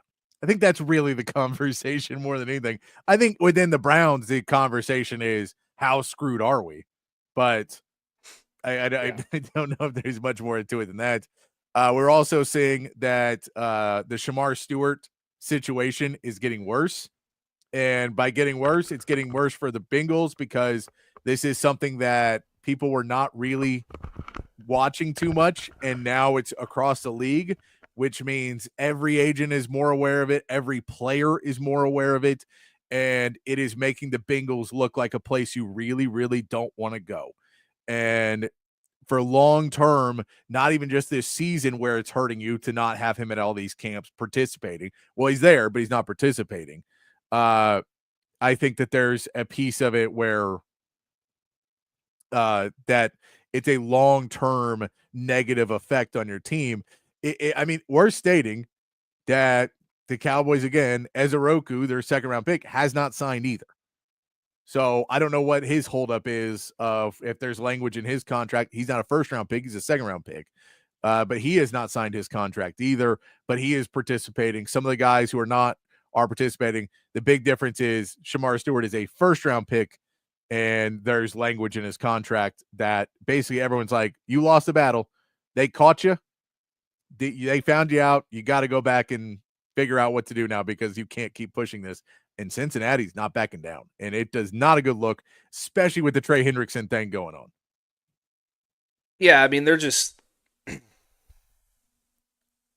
I mean, they're turning themselves into the villain of the NFL. Like they're putting themselves sort of in they're separating themselves from the rest of the NFL, putting themselves in this box of if I'm a free agent, I am not going to Cincinnati. And if the Bengals pick me, I'm going to try and find a way out of that situation. If I'm a top pick, like if I'm a first round pick, nope, I'm not signing there. Find somebody else. It's a really bad look, man. I don't know how they can recover from it unless they cave and they give Shamar Stewart what he wants, which in turn I think could potentially show weakness in the front office. It can, but it doesn't because it's a phrasing. It's literally a one line of a contract that wasn't in it before this year. I totally agree with you. I'm just saying, from their perspective, they might feel like, okay, now we're perceived as being weak because we lost the negotiation. I don't think that's going to be the prevailing narrative throughout the rest of the football world, but that's how they perceive it. And if they give Trey Hendrickson what he wants, then that's a thing. But they've damaged their reputation so much just in the last few weeks with Hendrickson and Shamar Stewart that I don't know that there's a way they can recover from it anytime soon unless they get a new regime in place.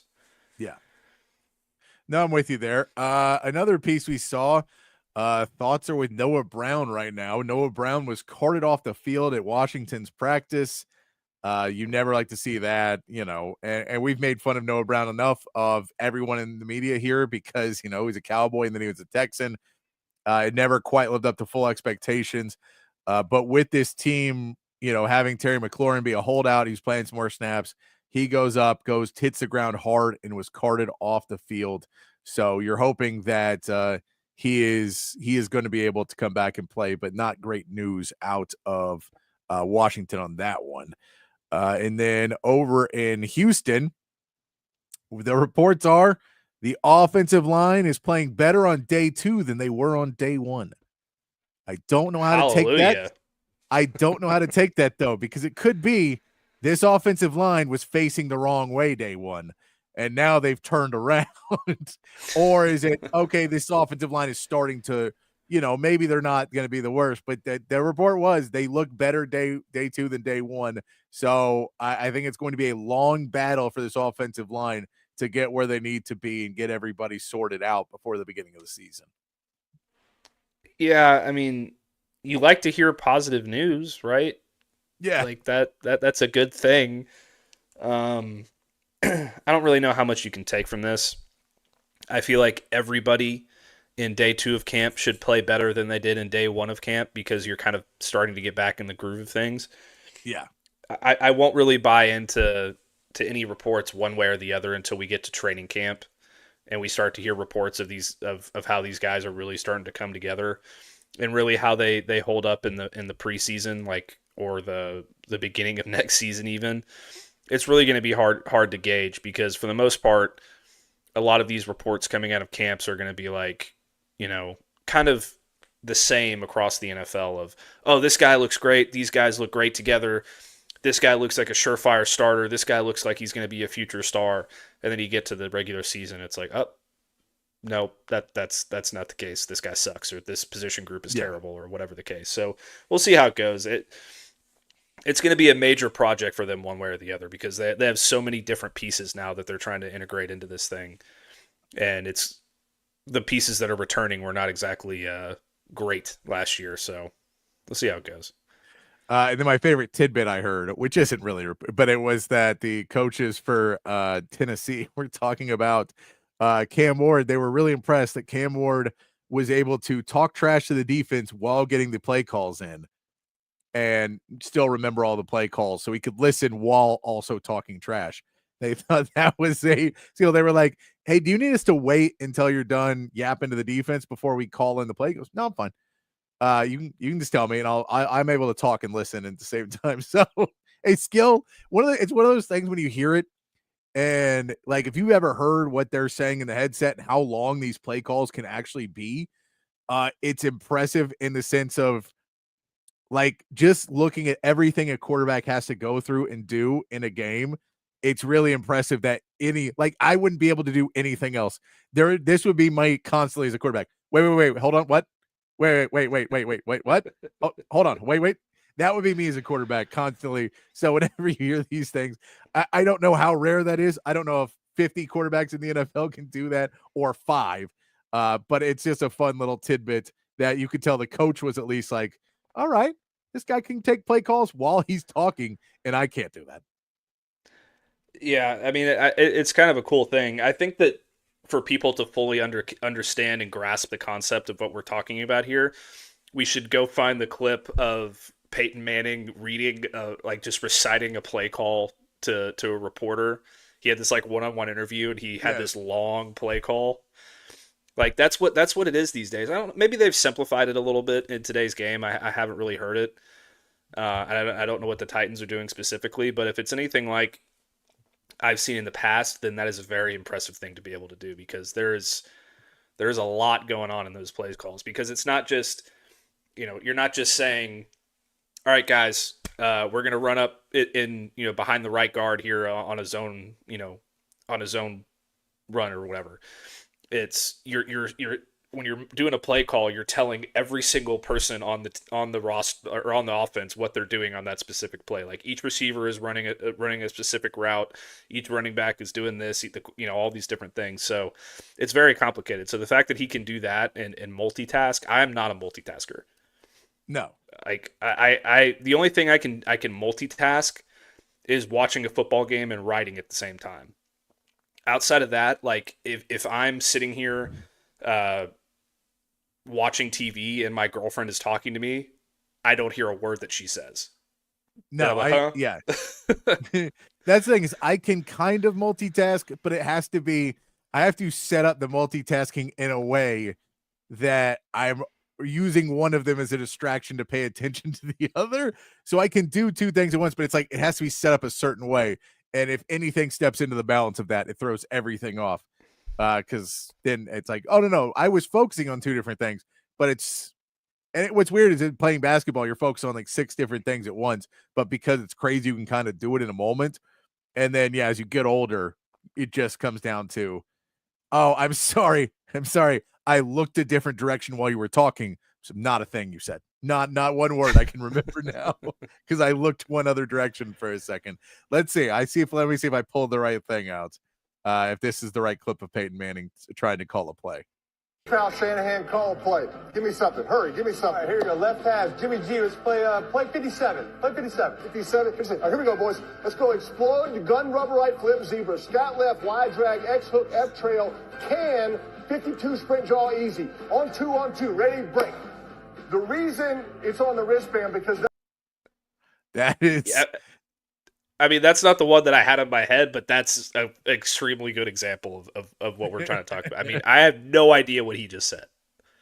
No, and it's so yeah, it is a difficult one. Yeah, and Joe for saying thank you for Arch. No, we're all on the page that Arch is going to be here for 2 years, like Clayton says. I think we're all hoping and believe that he will be here for 2 years. But the Saints offensive coordinator is Doug Nussmeier, who is the father of Nussmeier for LSU. So they could be going for Nussmeier. There's also, this is just a better quarterback class than last year's was. You just expect to have like Cade Klubnik is supposed to be coming out. He's going to be really good. Lenore Sellers is another one people are looking out for. So there will be some other Sam Leavitt, Drew Aller is somebody who's supposed to be coming out of this class as well. So there's some names coming out that people expect to be, that you expect there to be 2 or 3 guys. Carson Beck is a name that they were expecting last year to be on that list. I know he was knocked off of it like Quinn Ewers was, but now he's supposed to be back in Miami. So there's supposed to be, out of all of those names, 2 or 3 people at the top of the draft, as opposed to this year where it was Cam Ward, and that one was somewhat questionable. That now you're talking about everybody else. Yeah. And Roy, yes, you're right. Wait, go ahead, Patrick. Roy saying it's very different from backyard football, where we literally go up, and then you're going to go here, and then you take it and take the slant right here. It's a little bit different. Yeah. So, but talking about the quarterback class, there is a potential that there's 4 to 5 first-round picks at quarterback next year. And there was a debate that there should have only been 1 in this class. And if the Cam Ward came out in next year's class with all of these guys, that he would probably be a second-round pick or something like that. Like it would have been hard to make a case for him above a bunch of these other guys. And in last year, he would not have been a top 5 quarterback either. So that's the kind of thing we're talking about here. It's a stacked quarterback class. So they could theoretically tank for any one of those guys. Yeah, and that's also when we see why Quinn Ewers dropped, why Shedeur Sanders dropped, is there was a lot of teams that were like, we don't want a quarterback this year because we want one next year, and we don't want there to be a controversy between the guy we drafted this year and the guy we draft next year. So we're just going to not even scout quarterbacks, like basically take them off our board and not even have these guys because we don't want to have any competition. We think we could be in the running for one of these 5 or 6 guys that we have ranked above anyone in this year's draft. And now, granted, some of those guys will fall out. We know a few of these guys will fall out, but a couple other guys might pop in. Cam Ward wasn't projected to be there at the beginning of the year last year and then got into that conversation. So, there will be a couple new quarterbacks that jump into it that are going to be ranked really high, and some other guys will fall out of it, but there will probably be 5. You could see 5 first-round quarterbacks drafted again next year. Mm-hmm. So that's why everybody's kind of waiting for that one. But the Nussmeier connection is why the Saints may want to have their choice of the pick, not Arch so much. I'm sure they'd love to have Arch too, but he most likely won't be there that year. And, you don't want to have 2 gap years, just 1 gap year. I just love the term by the Bucks. They're pitching a gap year. It's like, just say you're tanking for a year. We know what it means, gap year. Yeah, Giannis, we want you to have preseason surgery and then just go sit on a beach in Greece for 6 months. Hey, paycheck's going to clear. Don't worry about it. We got to take our second break. When we come back, I want to get into a little NBA talk for the finals tonight. It is game 3, a crucial game 3. Can OKC take back home court advantage, or will Indy get it going again on the road? A whole lot to talk about there, and we'll see if any of you guys have any trade scenarios you want me to decline for you like Chip Brown does. I can throw those out for you too. I can talk NBA all day. We don't do it on the show all the time because that's not what the show is, but I can talk NBA all day long. So we'll do that for the last about 10 minutes of the show. We'll get to our meathead of the day as well as we take our second break here on Open Gym here on Texas Sports Unfiltered. Now, stepping up to the plate is a household name, weighing in at roughly 115 pounds with a wingspan of 98 inches. It's Samsung. Kid, I know it's baseball season, but this isn't what I meant when I said to incorporate sports into the company commercial. Sorry, old man. I just want everyone to know that audiovisual consultations can make your home feel like a stadium. That's true. Audiovisual provides stadium surround sound, huge screen video, controlled lighting, and even temperature control. On our roster, every customer is an MVP. Sounds like audiovisual knows how to score a home run with our customers. All right, kid, that's enough with the baseball puns. But I'm trying to tell everyone that audiovisual is a real catch. You'll glove our services. Kid? There's nothing coming out of left field when you give us a call. We won't break your balls. Kid, we only have a minute. Pitch, please. I don't need your attitude right now. Rest assured, listeners, audiovisual is much better at installing and designing custom home theaters than we are at making jokes. Just check our stats. Give us a call at 512-255-8678 or visit us online at avconsultations.com. You see covert everywhere. That personal level of just feeling like it's a personal family interaction. The customer service, it's impeccable. It's unlike anything I've ever experienced buying a car. Over the 30 years that I've been buying cars from them, I feel like I know them and they know me. Covert's done an amazing job of making me feel valued. If you purchase a vehicle and you want to feel like you're part of a family, join the Covert family. Come and experience it for yourself. Covert, born and raised in Austin.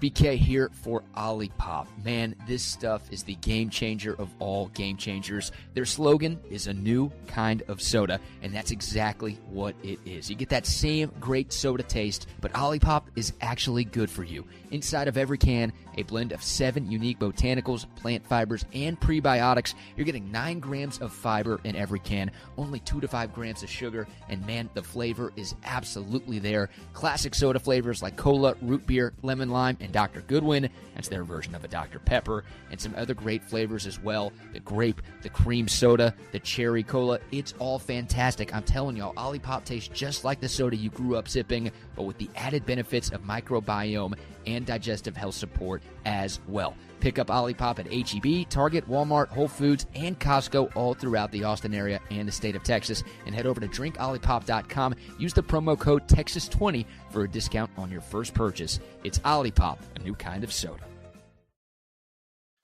Back here on Open Gym on Texas Sports Unfiltered, wrapping it up on a Wednesday show, getting into some NBA talk. Remember to join the Texas Sports Unfiltered U.S. Open Challenge. That is online anywhere that you find Texas Sports Unfiltered on social media. You can join there and play along with us and beat up on Matt all you want. You won't be able to beat me as easily. I'm pretty good at these things, but Matt is going to talk a really big game because I don't think I'm going to do as well as I did at the Masters. So we'll have that. Hey, I did pick the winner. At least I got that right. You did. I mean, you lost, but you picked the winner, so it's good. Yeah, it is what it is. But we have that also, hold on. I think I want to say I came in second on our bracket challenge too. Well, yeah, you did well in that, but golf is what you know better than me, so that's why it's funny to me. Yeah, it's hilarious, and it's really embarrassing for myself. I had no idea what I was doing. But join us there. Also, if you have any more top Texas football moments the last 25 years you haven't shared yet, we've got a good start. My man CB helping out with the start there. Matt and I will compile our list. We'll put together. I'll keep putting stuff together, and Friday we'll start to go through that list a little bit more. Maybe we'll get some votes from you guys on what you think. So our list will be better than ESPN's list, who doesn't have Vince Young winning the title as the number one sports Texas football event, college football event. So we'll do some Texas football. So if you have any of those stories, throw those in the chat. Throw those in the text line 512-222-9328. Before we get out of here, Matt, game 3 of the NBA Finals tonight. Game 1, surprising win for Indiana. Game 2 went a little bit closer to what a lot of us thought would happen. The Pacers didn't shoot the ball quite as well. Defense for OKC was through the roof. They were able to go on those runs, the runs that they never really could get going in game 1. They looked like a much better team in game 2, but we've seen them fight back before. People got mad at Tyrese Halliburton. He only took 13 shots, only had 17 points. Pascal Siakam only had 15 points on 11 shots. People want the Stars to play a little bit better in this series than they've been playing. The reality is that's not quite what the Pacers do. The Pacers have to figure out Rick Carlisle. I'm curious to see what his adjustments are going to be going into this game 3.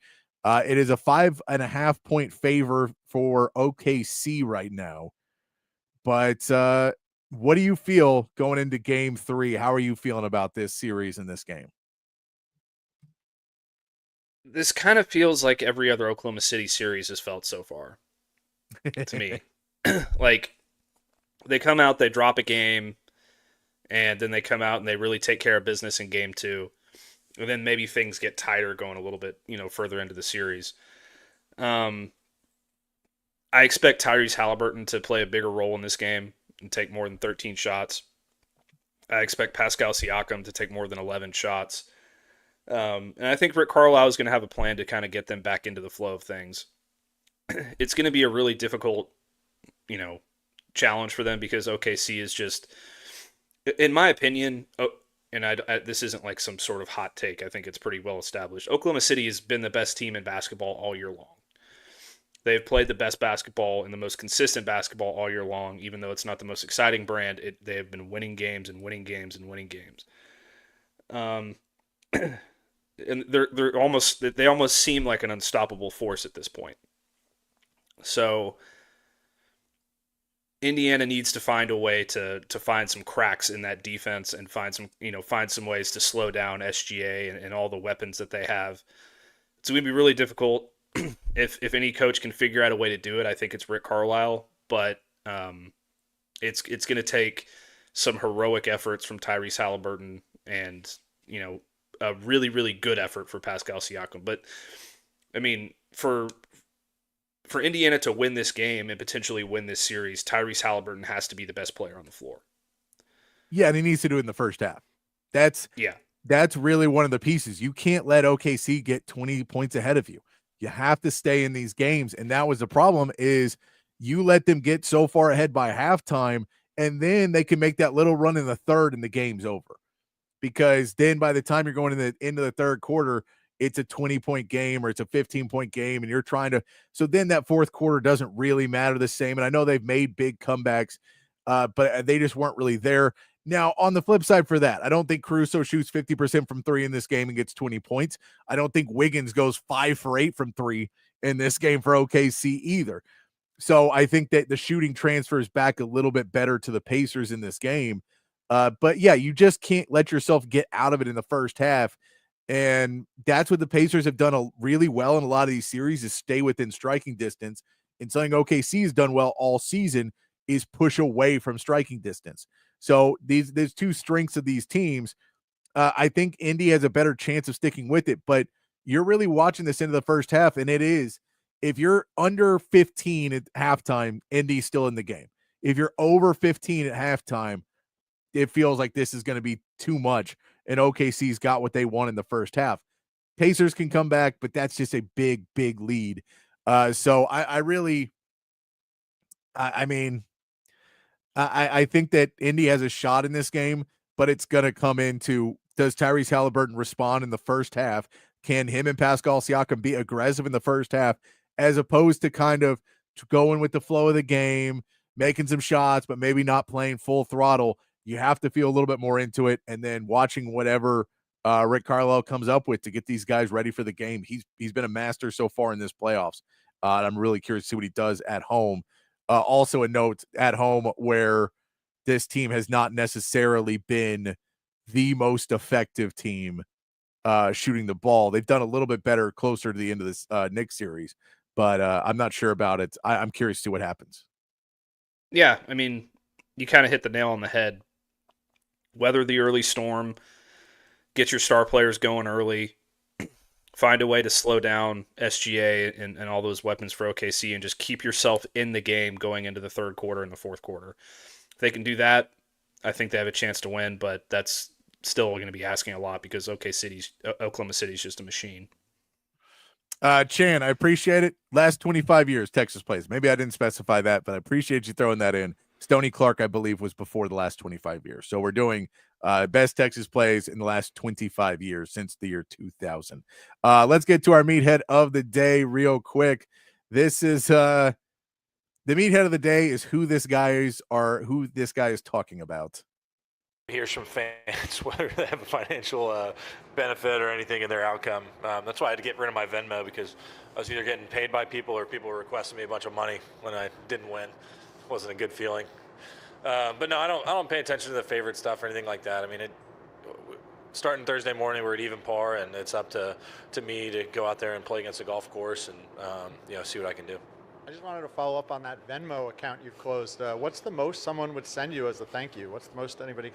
Oh, I don't remember the most that somebody would send me. Maybe a couple bucks here or there. That didn't happen nearly as much as the request did.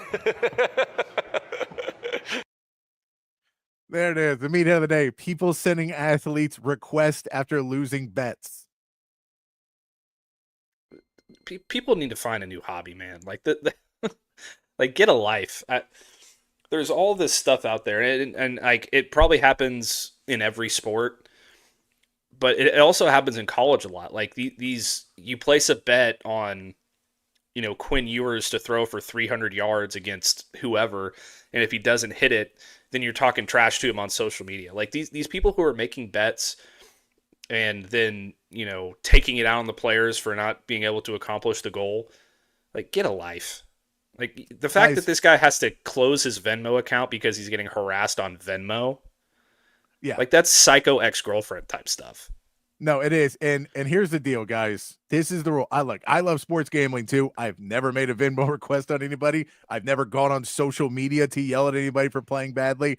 I hate myself afterwards. Get back to self-loathing, people. If you made a bet, you made it. You're the idiot. Hate yourself, not anybody else. Being mad at a player for playing the game. Oh, if you would have just been better. No, you should have bet on the other team, bozo. That's on you, not on them. You bet wrong. I will say that I do hate players because of fantasy football and what they've done to me. So I understand, but I also don't talk to them on social media about it. I hate them for roughly 20 seconds, and then I get over it, and then I'm like, oh, yeah, this is me. I should have picked a better lineup. Once again, this is my fault, not their fault. They're just playing the game to their best ability. I love sports betting, but yes, there's too many people who give it a bad name because they don't understand it's their fault, not the players, when the bets don't come through. So we will get into that. We'll have a whole lot more to have fun with as we continue on a Thursday afternoon tomorrow. But until then, be kind, be safe, keep your underwear clean. We'll see you right back here for more tomorrow.